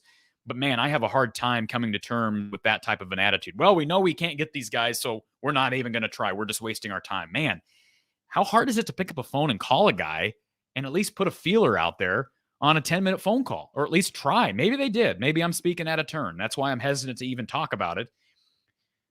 But I don't get that. Let's go to our next caller. Vincent's been on hold for quite some time. Welcome to the show, Vincent. Hey, Corey, how you doing? You should be puzzled as to why we're not reaching out to these recruits. And maybe they are reaching out to other guys, Vincent, but you follow college football. Jordan Hudson is the top receiver in the portal right now. Right. Why would you, I just don't what is the reason why you would not at least he's reporting contact from all these schools and I was not on there. He's not reporting offers. He's reporting contact. Why would you not at least contact the kid? Because he probably in Kirk's eyes doesn't fit Kirk's brand of ball. And here's what? Based on what? Because Kirk has his ideology on how he wants his program ran, as well as the type of players that he wants in his program. So am I shocked that we didn't reach out to this guy? No. Am I also not shocked that we reached out to whomever that was from Hershey Kiss Community College? That's just kind of what we do. We go for these guys that are tier 2 or in MAC conferences. We try to get them to come in because they fit our brand of football. They fit Kirk's brand of football and Kirk's brand of player. That's what Kirk does. Now, how we got Eric All and Cade McNamara, I'm sure that there's some dollar signs behind that. Well, we also got, real quick, I'm going to stop you, Vincent. Keep in mind, Iowa also landed Eric All in large part because they had landed Cade McNamara. I don't think if Cade McNamara wasn't here, Eric All wouldn't be here. And I think they were forced. They had no choice. They had to go after a high-end quarterback, and I do think NIL was a big part of it. They also saw him play in the Big Ten championship game in person. I think Kirk has brought that up on a number of occasions. I think that had a big part of this as well. And you kind of wonder with them adding those two guys if Iowa, and I think this was even a question that was asked today in the press conference, if perhaps Iowa has shifted, the staff has shifted its approach to what types of guys you target based on the fact that they've landed two guys in McNamara and All who are high major guys who played for a high major program. One would think that would at least give you a reason for pause that, hey, maybe we can land some of these high major guys and maybe we don't have to play second fiddle to basically every other Power 5 program that's willing to reach out to these kids who are big names. I just don't think it's the perspective of Kirk or the Iowa staff thinking that they're playing second fiddle to anybody. I just don't think that they want to, with some of these players, reach out to them. And I don't have a reason as to why. Throughout Kirk's tenure, very few and far between have we reached out to any high profile player to come in to transfer to Iowa. Not because I don't think, or not because Iowa doesn't think that they can get him. I just don't think they have a desire to. Maybe they don't fit the culture. Maybe they don't fit the scheme. How And do again, they know but hey, Vincent, how would you know that a guy doesn't fit the culture if you don't even contact him? because this is Kirk's philosophy. This is Kirk Ball, Kirk's philosophy. I know you think I'm crazy. Kirk's philosophy, and I'm debating you in a friendly No, manner. no, you're good. No, you're good. You're good. You're telling me that Kirk's philosophy is to not target talented players. If it fits Kirk's bill as far as a player, if it fits his mold, he's willing to reach out. So what's the Kirk Ferentz mold for targeting wide receivers? I don't know what his mold is. If he just doesn't get the desire to reach out to these players, he's not going to. And the only evidence I can base that off of is his tenure at Iowa. How many times has he done that? How many times has he Charlie Jones came from Division II, correct? No, became from Buffalo. He's a walk-on. Came from a MAC school. So he was somebody who fits the culture. Because otherwise, if it was based off of pure talent alone and how they can improve your offense, he'd be reaching out to multiple players, but he hasn't done that over his tenure. So I know it's something with and I say this all the time to you. And I know you've kind of turned an eyebrow to it, but Kirk has Kirk ball. It's strong defense, great special teams, clock control, ball control, not turning the ball over. So that's just, and it's the same with the players. He has a certain style of player that he wants in his program that fits his culture. I know it may not make sense to you as I'm relaying it, but that's just my feel as to why we're not reaching out to him. What's disappointing with that is we've brought in Eric All, we've brought in Cade McNamara, and I know we've spent money on him through the collective or NIL. Why in the heck would you not go out there and try to get some weapons for a top tier, high profile quarterback that you paid to come in here along with a tight end? Why would you not do it? Well, here's the thing. They did land Seth Anderson, who was a good prospect out of Charleston. I'm assuming they expect him to be healthy this fall. He better be healthy for fall camp because he's got no experience, catching balls, A, at the Big Ten level, or B, with Cade McNamara. However, I think that was a positive. We can acknowledge that. They also went after Isaac Tisla, who, although he is a Hillsdale Division II kid, he had offers from everybody and their brother. And credit to Iowa, they identified him early, and they were in on him before most of those other Power 5 offers came his way, including Colorado, Arkansas, Miami, etc. So I give him credit for that. But I would agree with you on one thing, and that is the job is not done because they are destitute at that position right now. And that's not I don't think that's hyperbolic speech at all. They've got a few guys who are hurt. And even with those guys healthy, they got 4 scholarship wide receivers, Vincent. Right. I mean, at some point, you just got to pad your numbers through the portal. So I still believe that Iowa will reach out to guys. But my point in bringing up this one player, Jordan Hudson, is the simple fact that if you want to have any chance with these guys, especially a school like Iowa that doesn't probably going to be able to give you the lucrative NIL deal that a Georgia or a Penn State would be able to offer, or the potential to take your game to the next level at that position like these other schools may offer, you better get in on a kid early.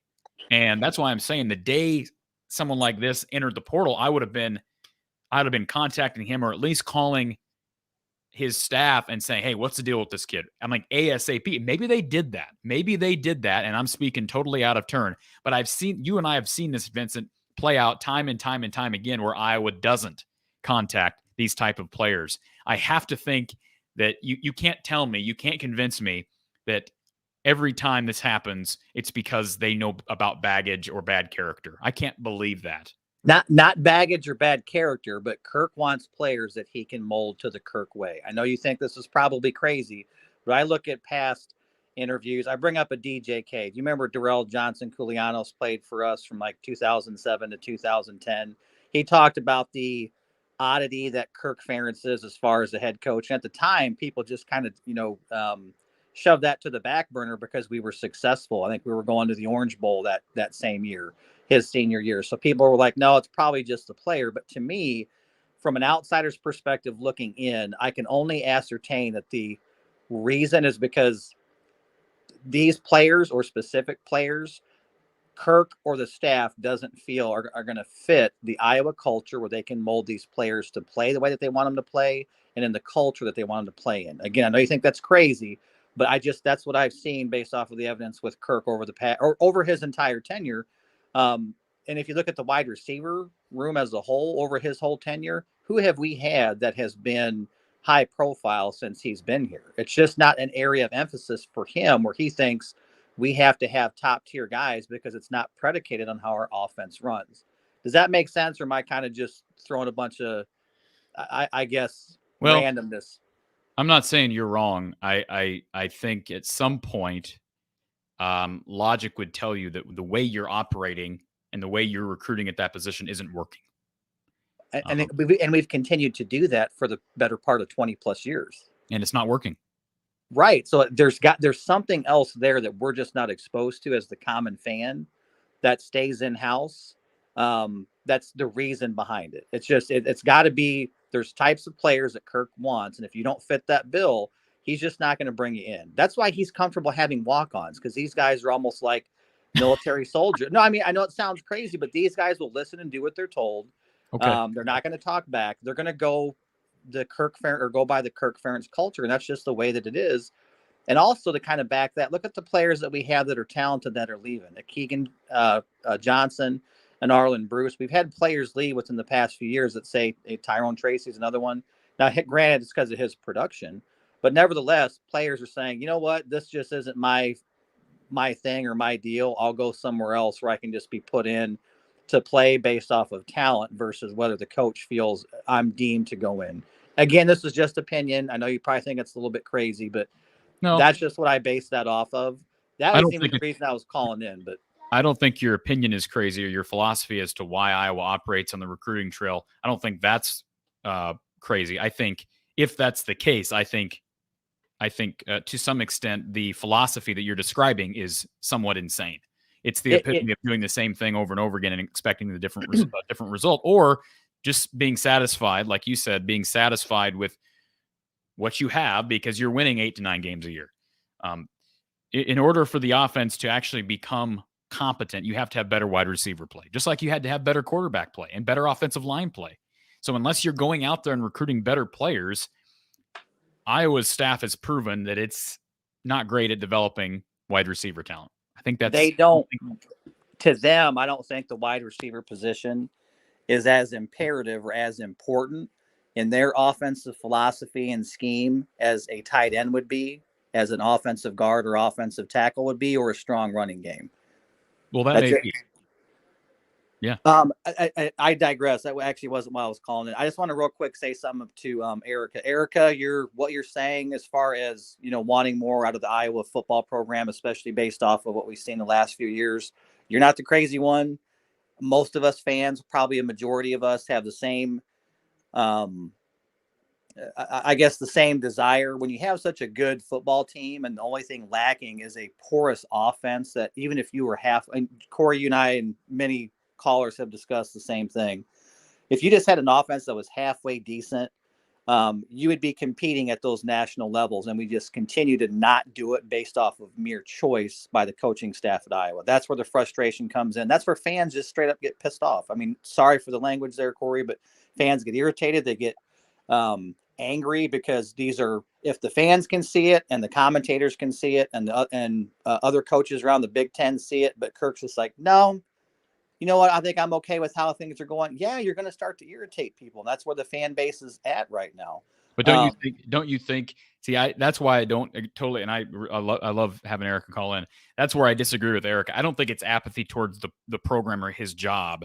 I think it's apathy toward the fan base and bitterness toward the fan base. I think he basically has accepted the fact that he's the bad guy and he's not going to be on the fans' good side. So he's not even going to try to be the likable guy anymore. I think that's kind of what it is. Not that he was ever the likable guy, but I'm saying I think his effort level has subsided because he's relegated to the fact that he's the outlier. He's the outcast, if you will. Well, I mean, what does he expect fans or media's questions or commentary to be when you have such a lackluster offense? And here's the thing. I don't want to touch too much on it, but Kirk has done an excellent job over the past 23 years of building a program in Iowa, and he's owed his due, right? He's owed his due. He's brought the program to where it's at. He's brought it to what you could say is national prominence. But at this juncture, I know you and I discussed it at the end of last season or mid last season, but I feel the game is passing Kirk by. I know you kind of disagreed with me last year, but from an offensive perspective, Kirk was when it hit in the late 90s and 2000s up until probably just the last 2 to 3 years, his brand of football worked. College landscape has changed. Offenses have changed. It's starting to pass him by. And even given all the accolades that Kirk has, and Brian's been there with a lot of that, it's just not good enough nowadays to cut the mustard, I guess, so to speak. So fans are getting frustrated with that. And so to your point earlier, when you were talking about Brian being bitter or being angry, he's pissed off. He has to answer these questions. There's no doubt about it. But when you're paid as much as they're paid, they're the highest paid employees within the state of Iowa. If you have to sit here and answer some questions by the media that may take you a half hour or 45 minutes out of your day, that's just part of the job. You know, doctors don't complain because they get follow-up questions on procedures that are done because they're paid a ton of money. You should have the same perspective when you're paid as much as you are at the University of Iowa. And if you're bitter about it, too damn bad. You know, you're paid too much money. And if you don't like it, then yes, walk away. But I think you're right. Was he bitter? Is he angry? Yes, about the press conference, but that's just too bad. You know, when you have an offense that's as crappy as it is, people are going to have questions on how you're going to fix it, especially when you guys are paid as much as you are. So sorry, I just wanted to point that out. No, the one question I had, and I'll just duck off of here because I know other callers are behind me. When it comes to just the spring practice, that was why I was calling in.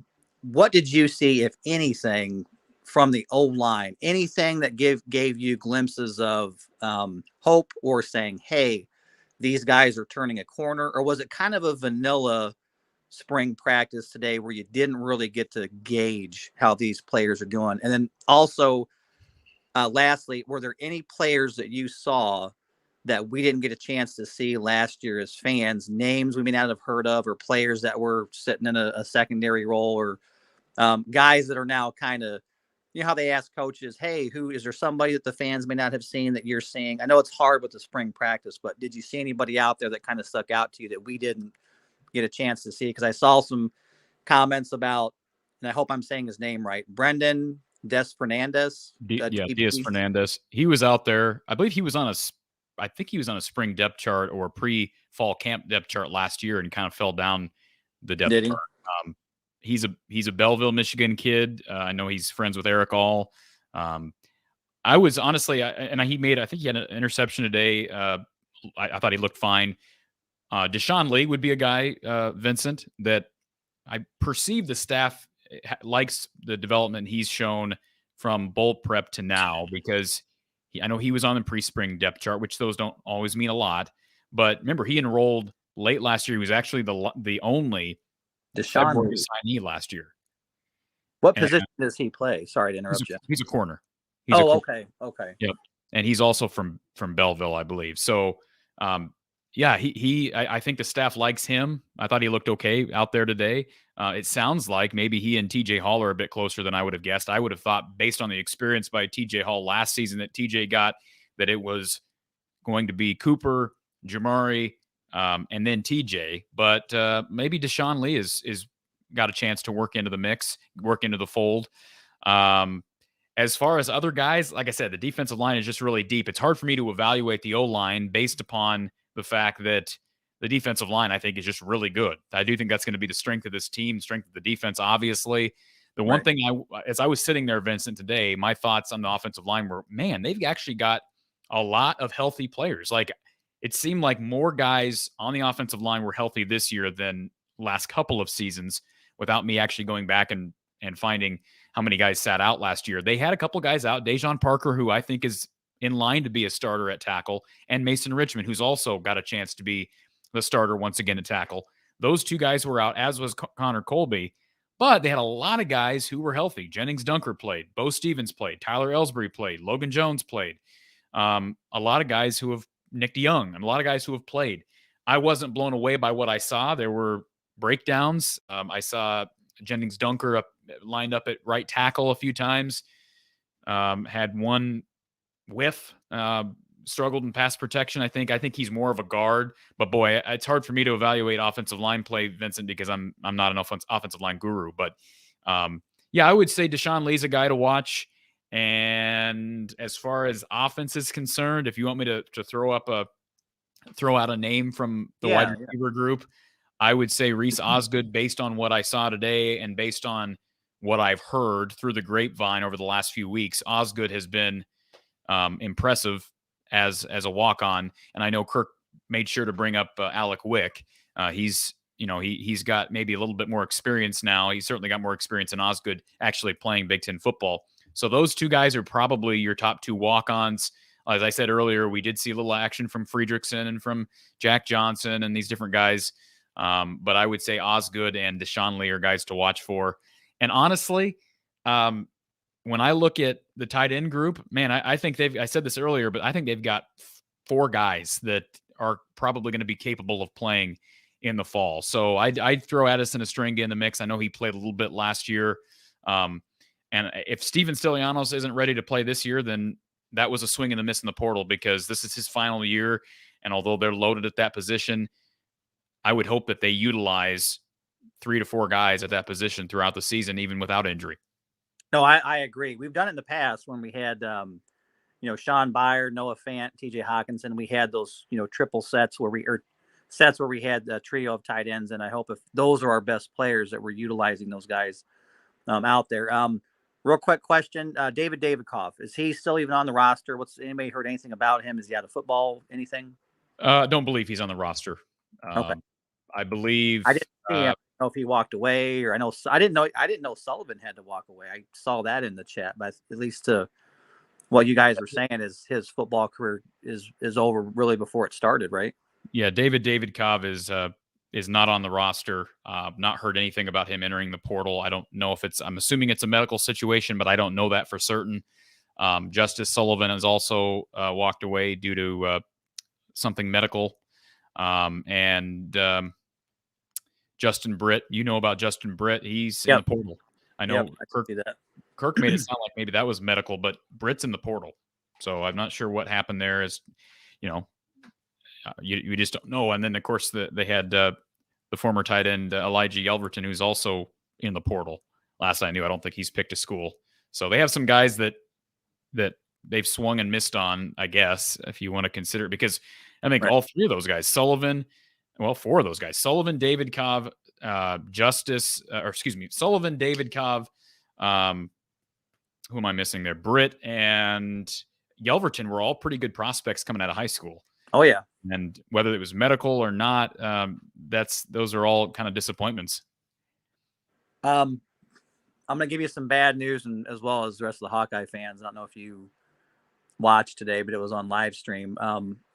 Alabama's spring game was on, and I got to see Proctor in there at left tackle. Yep. And he's every bit as advertised. That's a swing and a miss on our part. I mean, it looked like someone just had a concrete pillar over there on the left end. No, I shit you, or pardon me. I kid you not. I watched it, and these are guys, D linemen from Alabama, and he was just shutting them down left and right. I was surprised at how good he looked from just coming from high school. I mean, he was shutting them down at the point of attack, and I thought, man, there's a swing and a miss for us right there. Anyway, as always, Corey, appreciate the time. Love the stocking hat. I'm going to buy myself one. You have a good rest of the weekend. Thank you, sir. Appreciate it, Vincent. By the way, thank you, Jason. We're still talking about it, Jason. We're talking about the Iowa spring practice that took place this morning. Copper Stacker, there is too much racism being directed against the Iowa wide receivers. If the coaches would be as prejudiced as some of the fans, greats like Tim Dwight and Kevin Casper would have never been. Where's the racism coming from? Has anybody made a comment about race? Nobody on this show has made a comment about race. I hope that's not happening on social media. I don't care if the walk-on is I don't care what color the walk-on skin is. To me, it's logical to state that more often there's obviously success stories from walk-ons at Iowa, plenty. Not a ton at wide receiver. Nick Easley's a guy who was a walk-on at one time, I believe. Ended up emerging as a pretty solid receiver at Iowa. My point in bringing up the walk-on receivers is I have a hard time expecting those guys to be starting level or starting caliber level type guys at this level. And they need to go after guys in the portal. That's the only way to try to fix that issue right now. But so, yeah, it's got nothing to do with race. I hope nobody's making it about race. 1977 Punks Unite from the Hawkeye of the Storm. I can't remember the last time Iowa was good at ball control. The truth is that no one knows what Kirk Ferentz's philosophy is, including Brian and Kirk. Yeah, ball control. That's all we always hear that term. Iowa plays the way they want to play. That's kind of an odd way to go about the thought process, especially when you look at how Iowa calls plays, and it's not complementary football, right? I mean, the offense actually has to be adequate to be able to complement the defense. And, until that happens, I don't buy into the complementary style of football either. Let's go to our next caller. Actually, before we get to our next caller, I want to give a quick shout out to our sponsor, Ascent Nutrition. I've talked about them at length. Be sure to check out their website. I'll share my screen here so everybody can see. Ascent Nutrition and their Ascent Coffee, but also their new mushroom products, folks. Their Lion's Mane mushroom, their agarikon mushroom. All of this is great stuff. If you haven't checked out the helpful benefits of their mushroom products, be sure to do so. Agarikon is used to support respiratory and lung health, as well as your immune system, promotes a healthy inflammatory response, supports your neurological health. And of course, it's grown right here in the U.S. with the top national safety and qualification standards. They do genetic testing. They grow their mushrooms longer than other companies, which ensures certain bioactive compound percentages are met and exceeded. Be sure to check out the helpful benefits of agarikon by visiting goascentnutrition.com. And as I said, their Lion's Mane mushroom as well, folks. It's brand new to the site, to the Ascent Nutrition brand, and you can mix any of these mushroom products into your yogurts, your juices, smoothies, cereals, granola quite easily. Use the code Hawkeyes for a discount at checkout. Use that code Hawkeyes for a 15% off your order, courtesy of Ascent Nutrition, and I drink this coffee almost every day, so get yourself a bag of their medium or their dark roast coffee via goascentnutrition.com. We appreciate Ascent Nutrition sponsoring our show. Let's get to Jeff, who's been patiently waiting for quite some time. Jeff, welcome to the show. Thanks for having me. I was live there today. I thought the attendance was pretty similar to what you see on Kids Days and some of the spring practices they've had in the past. They haven't had a spring game in a long, long time. But yeah, given the weather and everything, I thought it was good. I really liked the roster makeup on this team. Some concern areas were just depth at positions, obviously the wide receiver position you talked about, but depth at center, the backup center in that situation, never heard of, never seen on a depth chart before, who was running with the twos, was a concern. And then fullback was another area where it sounds like Eli Miller might be out for the season. So number 88 that was in there, I didn't catch a name there, but they did not use the fullback much. Some other changes I saw that I wouldn't say changes, but maybe more of a point of emphasis. They did a lot more gap blocking than their traditional zone blocking. And so I did like what I saw with that group up front. I think, if you bring those other guys that either haven't came on campus yet or were injured back into the fold, I do think the offensive line is going to take a step forward because of those guys. I thought Bo Stevens had a good day today, and he looks bigger and stronger than a year ago. And Mason Richmond was a guy that was ascending, and so was Colby. And you get those guys in the right spots, I think there's a lot of potential with that group up front. And I just like the overall roster makeup and the intangibles they bring with all the special teams guys coming back, and depth at most other positions is stronger than we've been. Jeff, I'm just curious, did you think, because I didn't see anything that popped off the field to me that indicated to me that the offensive line has taken a big step forward. I'm not saying it should already. They've got summer conditioning ahead. They've got fall camp ahead. Was there anything in particular as a unit that stood out to you that inspires confidence in you besides just the group seems more healthy than they have been in the past? I wouldn't say they're necessarily more healthy because we still haven't seen Myslinski. I thought Logan Jones took steps forward at the center position. I think that at tackle, I think Dunker did some positive things, especially in the run game. His misses were glaring, and I think he needs some more work on pass pro. I don't know that he's necessarily going to be a starter when it comes around fall because, Richmond and Colby were starters last year, and they brought in 2 guys from the portal. So he might be the odd man out, but he's still young, and they may end up playing him out at tackle. But I saw improvement from him. I just don't know. I don't think Nick DeYoung's going to be in the fold this year. I just don't think he has it.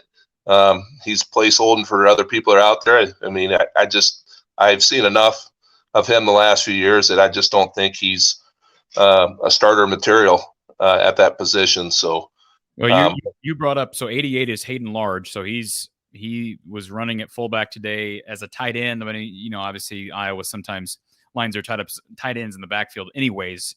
You're right about Eli Miller. I don't know that Kirk said definitively that he was out for the season. Maybe I missed that. But yeah, that could be a concern. But at the same time, I have confidence that they can figure things out at fullback. I'm sure they've got plenty of potential candidates at linebacker, at tight end they could move over. And then you're right about Jeremy Chaplin. He had at least 2 fumbles on snaps today. Struggled to get the ball back to Joe Labus. He's been running as the backup center. The only thing I would disagree with you on, and I'm not saying you were, talking about Myslinski being a huge focal point of this offensive line, but he's not really. He hasn't even. I don't think he's even maybe in the top 8. So yeah, he's out. But I mean, I'm more talking about the guys who we've seen on the field who need to take that next step. Most of them are healthy right now. I understand Colby and Richmond were out, and yes, the newcomer Dejon Parker was out. But as I said earlier, Tyler Ellsbury played, Logan Jones played, Bo Stevens played, Jennings Dunker. And that's quite a bit. It seems like they've been dealing with more injuries in recent springs than at that position than this season. I guess that's what I would say. I didn't see anything that, again, made me think that this unit has taken a big step forward. I like the potential of a Jennings Dunker because of what he gives you physically. Tyler Ellsbury's a big kid. Bo Stevens has gotten bigger. So yeah, I don't think it's a person. I don't think it's necessarily lack of potential or lack of athleticism. I think they've got good athletes. Logan Jones is a perfect example, a great athlete, but it's just the fundamentals, and can they get there? And there will be strength and conditioning progress as we hit summer here. But you're probably right about this. You're likely to see your 2 tackles be 2 guys that didn't play today. I think it's likely that you get Richmond as one of your tackles and then either Colby or Parker. And I think those 3 guys will work into the rotation, right? I mean, I don't think – my guess is that those 3 guys, Parker, Richmond, and Colby, are 3 of your top 5. Don't you think at this point? Correct. Correct. And I think Feth is going to be your backup center, if not your starting center, just based off of who got the number 2 reps. Because I think if they're really concerned about center – and where they're at, Ellsbury probably would have got some reps in there at center, and he didn't. And if that's the best we have at second-team center, then we're going to be hurting going into the year because we're 1 snap away from that kid playing, and he really struggled. Now, granted, Aaron Graves is one of the quickest defensive linemen I've seen in a while off the football, and he that's what I was going to add, Jeff, is I want to make sure I'm not sounding like I'm just down on the offensive line. I have no doubt that the offensive line has made progress, and they'll continue to make progress. The hard thing about watching even one practice, let alone the entire spring, and trying to evaluate the unit, is you have to keep in mind that I do think the defensive line is going to be the strength of the football team, and they're not even at full strength, but it's hard to evaluate where the offensive line is because they're going up against a really, really good unit. Hopefully that will make them better. Now, typically you would think that would make them better. That would have made them better the last 2 years because this D-line has been pretty good over the last couple of seasons, but I think it's going to be even better this year, deeper, even without Lucas Van Ness. So I'm not convinced that the offensive line is going to be bad again this year, but I just, to me, there's no excuses. There's no more. You can't use youth as an excuse. You can't use injuries as an excuse. This unit's got to be adequate to above adequate this year for me to give the offensive line coaching staff a pass. Yeah, no, I would agree on that. And I just feel like there are times in spring practices that we see as the public, there just seem like there's some guys that are out there that will never, ever play a snap of football that are getting real considerable reps in the two deep. I likened it to Louis Steck last year. He played a ton of reps in the spring practice, and then we saw very little in the season. He was kind of a placeholder. In those situations, I guess I wish we would have some, do some experiment in those positions, because if Eli Miller's really out, you say, well, fullback's going to take care of himself. That it's not right now. And whoever's getting reps over there, that either that or they're just going to go away scheme wise from having a fullback in the game, which may be the case. But it just didn't feel like, we're not developing anybody at that position that looks like they're going to be a competitor there. And the same thing with the backup center. And that's why I think maybe they got some guys waiting in the wing as possibilities. But I really like the running back stable. I don't know, I didn't get on until just a little bit later, but the freshman from Texas, Terrell Washington Jr., very impressive for a kid that's been on campus just a few months. He looked natural at the position. He was known for having good hands out of the backfield and made a nice touchdown catch.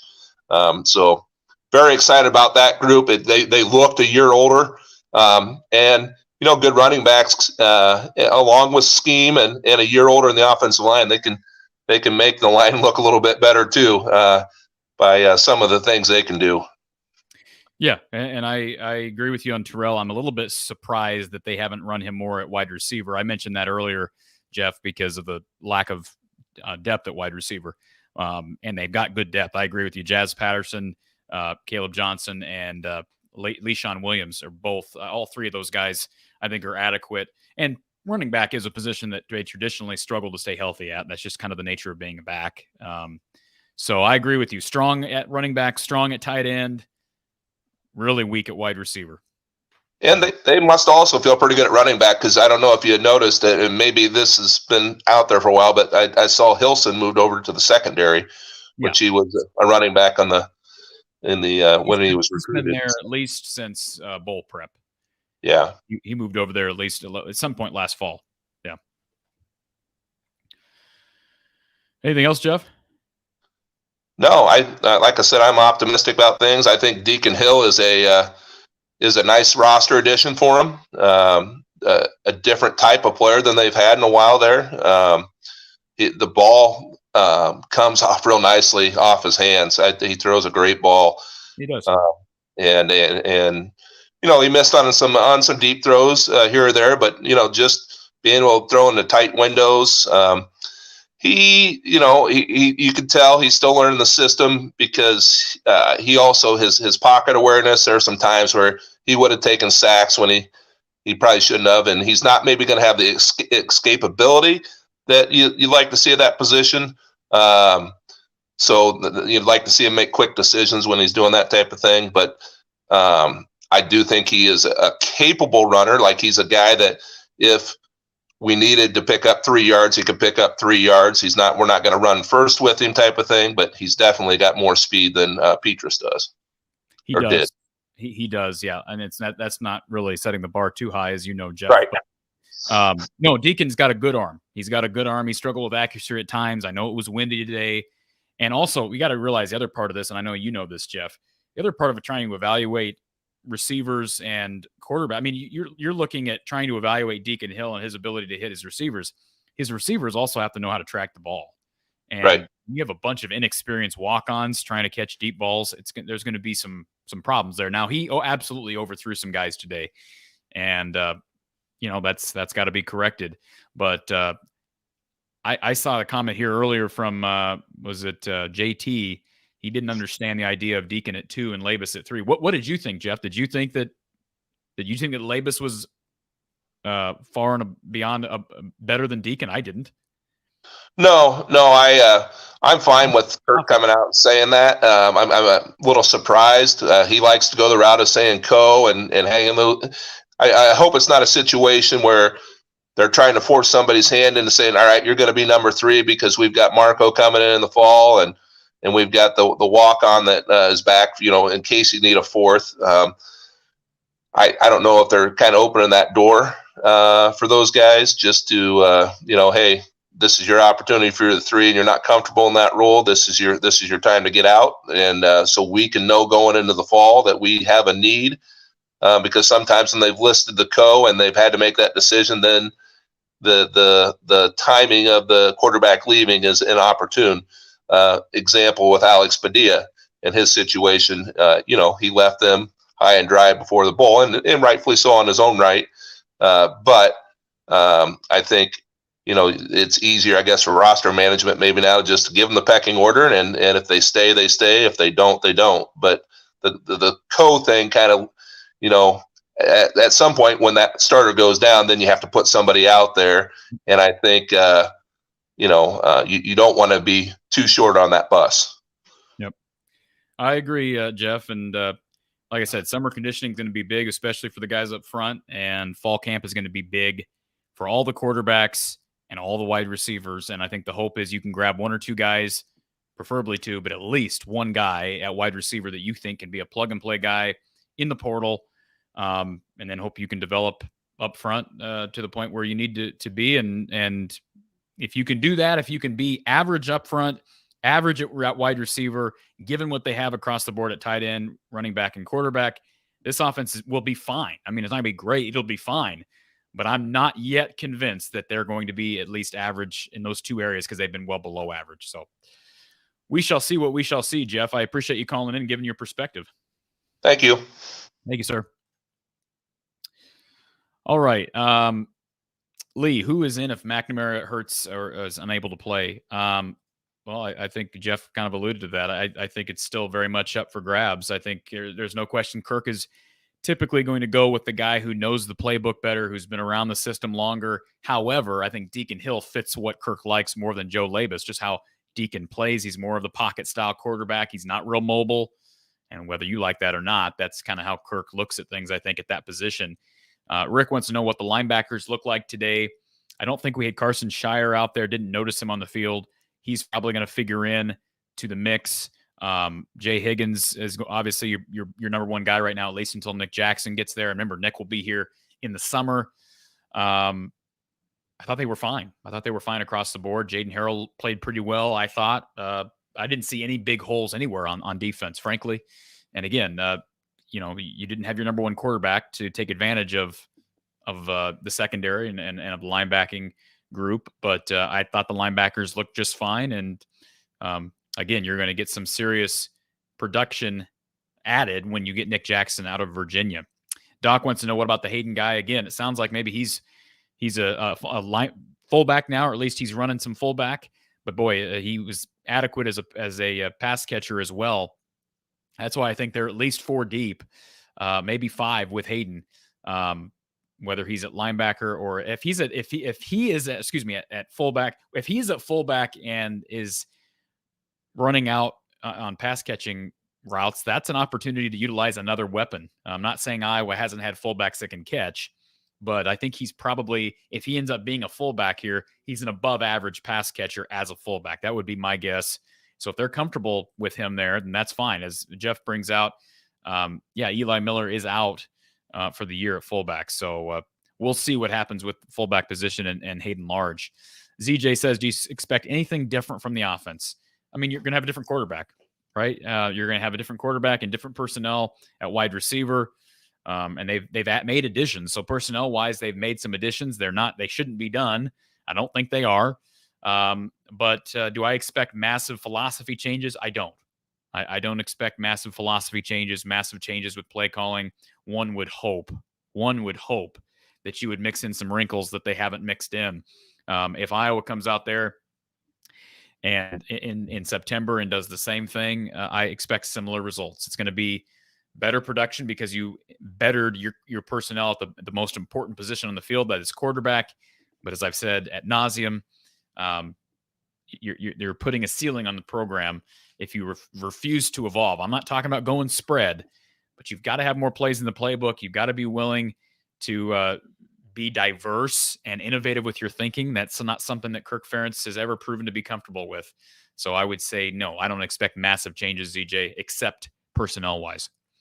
All right, we've got Well, our caller on our phone line hung up. So our caller who called in here a little bit ago, call back if you want to call us, 515-635-1601, 515-635-1601. We'll take our final commercial break of the show. We appreciate our sponsors this evening, and Iowa Floor Covering, a part of our coverage here during the month of April as well. We'll be right back with the final segment here, Hawkeye Hangout here from the Hawkeye of the Storm, as we continue to recap the final practice of Iowa football's spring ball. We'll talk to you in about a minute.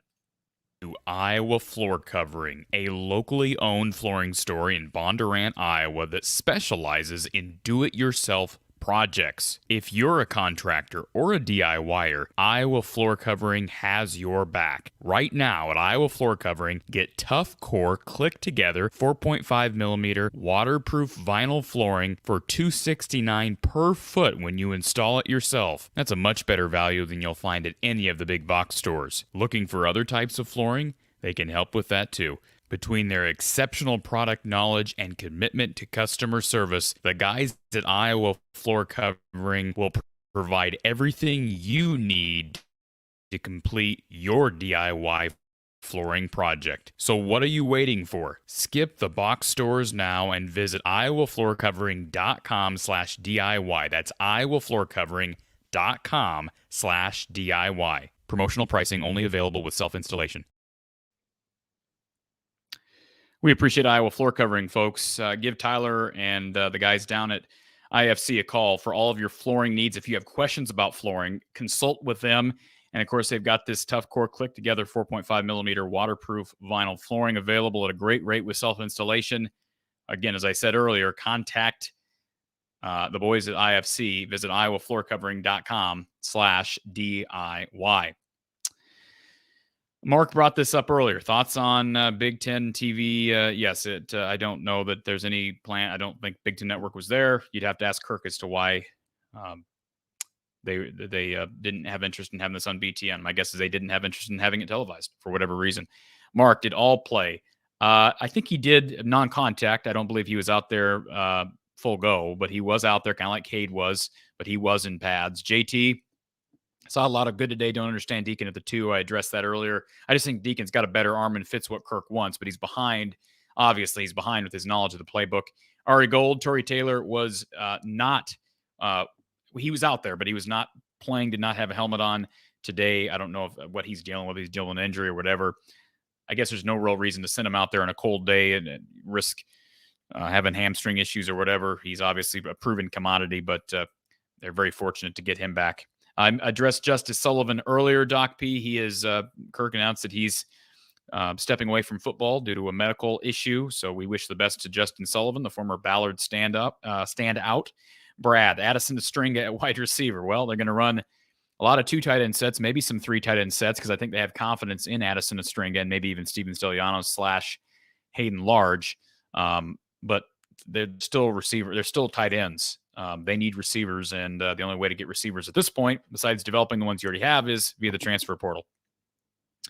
Alec, yes, Deontay Vines was the only scholarship wide receiver that played today.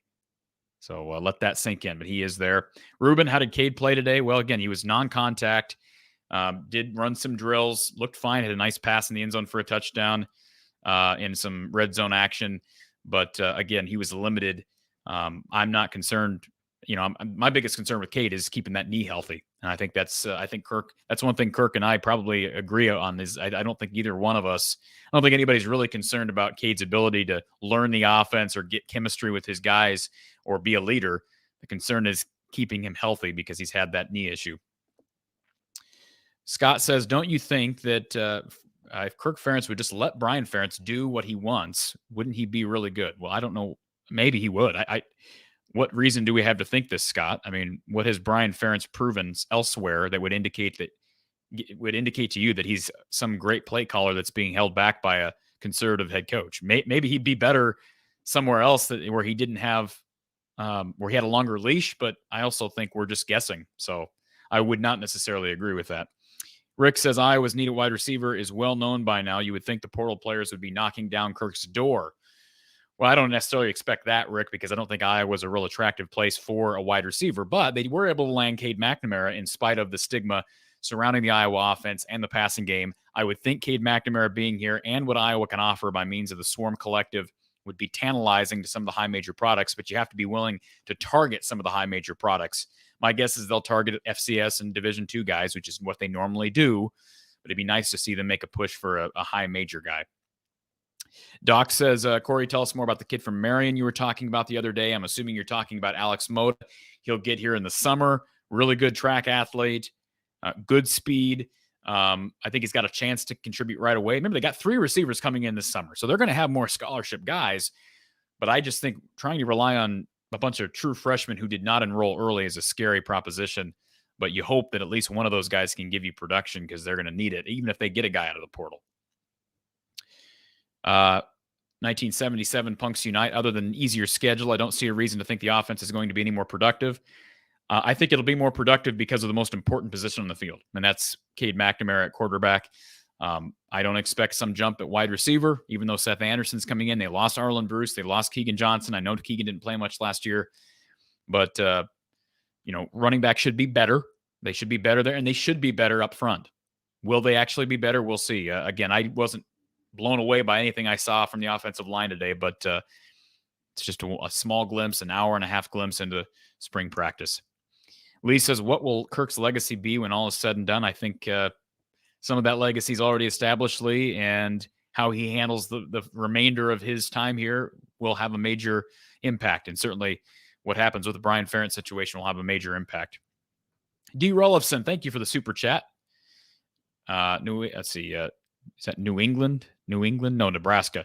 Nebraska and Wisconsin had Big Ten network coverage today. Would be great for the Hawks to be on TV today versus their current format. Too far for me to drive from Minnesota for a scrimmage. Please like, and yes, let's go Hawks. Thank you, D. Rullifson. Appreciate that, and thank you for the super chat. And I agree with you. So many fans like yourself that don't even live anywhere close to Iowa City. You're not driving down here for an hour and a half scrimmage in 45-degree weather, and I don't understand the reasoning to not have it on some television, especially Big Ten Network. I'm sure Big Ten Network would have been delighted to at least have this game or this practice recorded and shown later, but alas, they did not. Rick, how did the offense look? It looked about the way it looks every spring, Rick. That's how I would sum it up. But again, part of it you got to realize is they were down a lot of guys due to injury, as they always are, and they were down Cade McNamara. So I was not overly impressed with anything on offense. There were bright moments. Running backs looked pretty good. Deacon Hilt made a nice throw here and there. Obviously, I'm concerned about wide receiver, and I'm concerned still about the offensive line. Scott, could the offensive line be a big problem of last year? Yeah, I think it could be. If there's not development at that position, the benefit that Cade McNamara brings is limited. Evan, how did Iowa do at the practice? Well, hopefully I've answered that question. Evan, thank you for being here. What was the score, says Comet. No score. They don't do a spring game, Comet. No formal spring game from Iowa, just a practice. Kelly says, what happened to Cale Crow from Central Iowa? He's also a Ballard kid. So I mentioned Justin Sullivan. Crow is also a Ballard kid, and he was out there today, lined up, I believe, at guard, but he's more of a natural tackle, in my opinion. But he is still out there, and this is just his second year in the program. Did not enroll early last year, so his first spring. Dino, seems like we will recruit athletes from high school, put them on defense. Why don't we try to convert some defensive athletes to receivers? It's a valid question. Valid question. That would be a good question for Kirk. You're right. It doesn't seem like that happens a whole lot. Yeah, good question. I don't have the answer to it. Ex-Deegan Gambler, was the band there? No, the band was not there. Pretty subdued atmosphere today. And there were fans. I appreciate Jeff bringing out earlier. The fans did show up. The fans that were there showed up. I don't think 5,000 fans in the stadium is overly impressive. But it was a cold day, and I think Iowa should be appreciative of the people that did show up and sit through a non-formal scrimmage. A lot of other schools have a formal game, and Iowa didn't do that. They don't do that. And so the crowd that was there was engaged, which was good. Tim Wick was injured early on today. Did not see that. I might have missed that when I got in the stadium a bit late. But he's one of the walk-ons who will figure to factor in.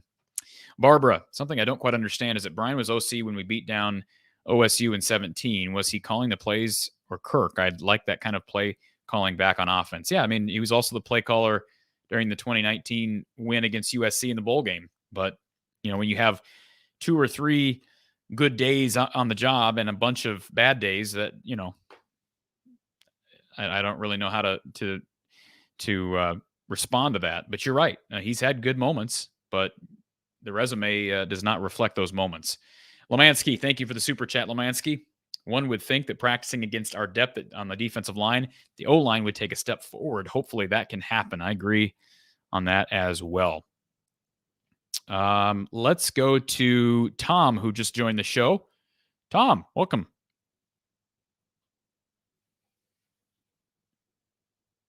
Tom,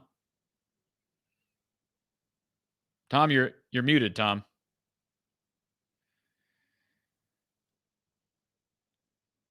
You're muted and you're frozen, Tom. Maybe I'm frozen. Is anybody else hearing Tom? I'm not hearing Tom, and I'm now Tom is unfrozen, but I still can't hear you, Tom. All right. There you go. Corey, you're too quick. You answered me too quick. You're good. Good to see you, Tom. So I didn't have everything ready. You're good. Hey, just a couple little stories here. I picked you up. I didn't get on the start of the show, so I had a fellow that was working for me. He retired, and he was a lifelong season ticket holder, right?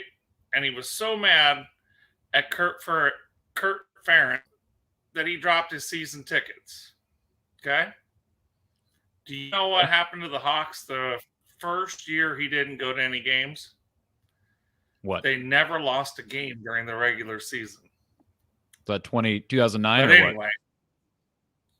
15 when they went to the 15. He dropped them in 14, so 15 when they went to the Big Ten Championship. Yeah, he didn't make it. He wouldn't go to any game that year, and he ain't been to one since. So, well, it's his prerogative. I'm sure there's going to be a few more people who make that decision this year that have made that decision. The interesting thing is you know how much PR we get out of not having an offense. If you listen to national shows, right, national or football shows, college football shows, we are the talk. It may not be good talk, but we get a lot of PR out of it. Yeah, I don't think it. Yeah, like you say, I think you summed it up nicely. It's not good PR, Tom. Well, the tough thing is if our defense isn't as stellar, it won't be so cool, because we don't have an offense that'll bail us out. Yeah, that's going to be the tough part coming up the next year. But hey, maybe with Caitlin Clark out there, who knows? There you go. So, yeah, maybe Caitlin can. Maybe she I'll can let join. You go, Corey. Yeah, but yeah, I've been listening to some national shows this week, Corey, and you wouldn't believe how many times Iowa gets mentioned.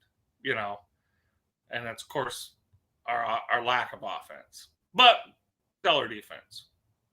Yeah. So polarizing. All right, I'll let you. Thank you, Tom. We'll catch you.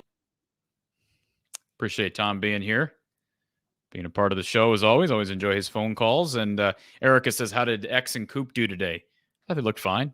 Again, they didn't stand out, which is probably a good thing. Neither one of them stood out to me, at least. They'll be fine. Thank you for the super chat, Erica.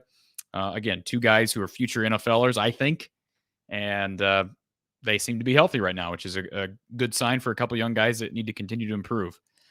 Just making sure I don't see any other comments. D. Rollison, do you get press box access? I've not requested press box access, D. Rollison. I have covered a game in the press box back when I was in radio. Got the opportunity to do that. But I don't have interest in press box access. It doesn't do me any good, frankly, not to sound disinterested or uninterested, but I just, I don't request it because I don't feel the need to do that. I don't know what it would do for me. I can get, first of all, I'm doing a post-game show and I do that in my home studio and, or wherever I'm at. And I've been in the, like I said, I've been in the press box. It's a cool experience, but it's not for everybody. And I enjoy what I do as a non-formal, traditional part of the media. Let's see here. Making sure I'm not missing anybody. Casey, good to see you here, Casey. Thank you for showing up. Zach, Iowa's record this season, best case and worst case scenario. Good question. That's a great question. Best case, I'd say probably 11-1. I mean, seriously, based on the schedule, I have a hard time envisioning Iowa going on the road and beating Penn State in Happy Valley, but man, every other game in the schedule is winnable. Every other one is winnable. Worst case scenario, I'd say like 7-5. Like that's the thing. That's why the 7 win parameter for Brian is so laughable on the contract, because the schedule just shapes up to be a cakewalk to a 7-5 season. Now moving forward, probably starting next year, it won't be that. And that's why I wouldn't be shocked if this is Kirk's last year. Not saying that's going to happen. Would not be shocked. So I'd say best case 11-1, worst case 7-5. It's safe to predict 9-3, 10-2. That'd be my prediction. I may predict 10-2. We'll see. We'll see what they do in the transfer portal at wide receiver. Casey, how was Cade's performance today? Again, based on what we saw, he looked just fine. And, I expect him as he gets healthier to build some chemistry with his guys. You hope that Seth Anderson, Jacob Bostic, and those freshmen can stay healthy or get healthy and contribute. And, again, they need to add pieces there. They should not be done at wide receiver in the portal. Good Lord, they should not be done. Lemansky, thanks for making the trip to Iowa City. Appreciate that, Lemansky, and enjoyed it. Always enjoy being inside Kinnick Stadium. As a reminder to everyone, thank you again for the super chat, Lemansky. Check out our merch store, Spreadshirt. There's a link in the description to check out our merchandise. From the Hawkeye of the Storm merchandise available. Please don't stop supporting the channel by means of donating and checking out our merch, because it is a way this channel can keep going. And you can become a premium subscriber to the channel by clicking the join button next to the channel name here on YouTube. And let's see. Couple other reminders. If you're interested in sponsoring any of our content, like our post-game shows with Coach Gary Close, or any of our content here from the Hawkeye of the Storm during the offseason, email me at fromtheeyeofthestorm@outlook.com. That's fromtheeyeofthestorm@outlook.com, and inquire about what it takes to be a sponsor. And again, I see our numbers, we're still around 160 people watching. Don't log off just yet, folks, because we are going to show some footage from today's practice to finish off the show. All right, we're going to show some video footage of today's practice to finish off the show. So don't log off yet. A couple more reminders before we get to that game footage, or I should say the practice footage from today. You can follow me on Twitter and Instagram at From the Hawkeye, also From the Hawkeye of the Storm on Facebook. Again, those are the handles to search for and to follow. Please share the show out on social media. And remember, every Tuesday at 4:30 p.m. Central Time, we're live with Mark Rogers over at his channel, Iowa Football at the Voice of College Football on YouTube. That's Iowa Football at the Voice of College Football on YouTube. We're there every Tuesday at 4:30 p.m. Central Time. Please like and subscribe both this channel and our videos, and that channel and its videos. And that's all a way you can support the coverage being done here, being given throughout the offseason here from the Hawkeye of the Storm. Erica says, will we get to the 25-point metric on Brian Ferentz's contract? I would say a hearty yes to that, Erica.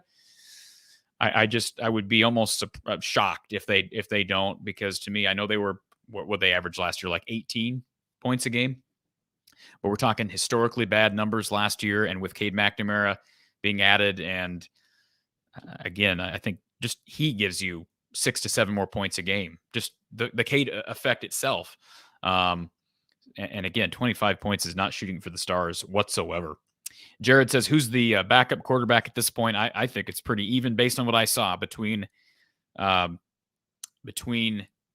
Deacon Hill and Joey Labus. I'm sure if they played a game this Saturday, it would be Labus based on his experience, but give Deacon some more time. And who knows what Marco Lainez will do once he comes in here in the summer. I mean, I don't expect Lainez to be the backup, but he's talented. I'm really high on him if you've watched my content on Marco, and look forward to seeing him compete at the Kids Day practice and seeing him at Media Day in August. All right, going once, going twice on the chat and the call-in line. I don't see anybody else commenting. I appreciate you being here, folks. A reminder to subscribe and turn notifications on. We appreciate you being here.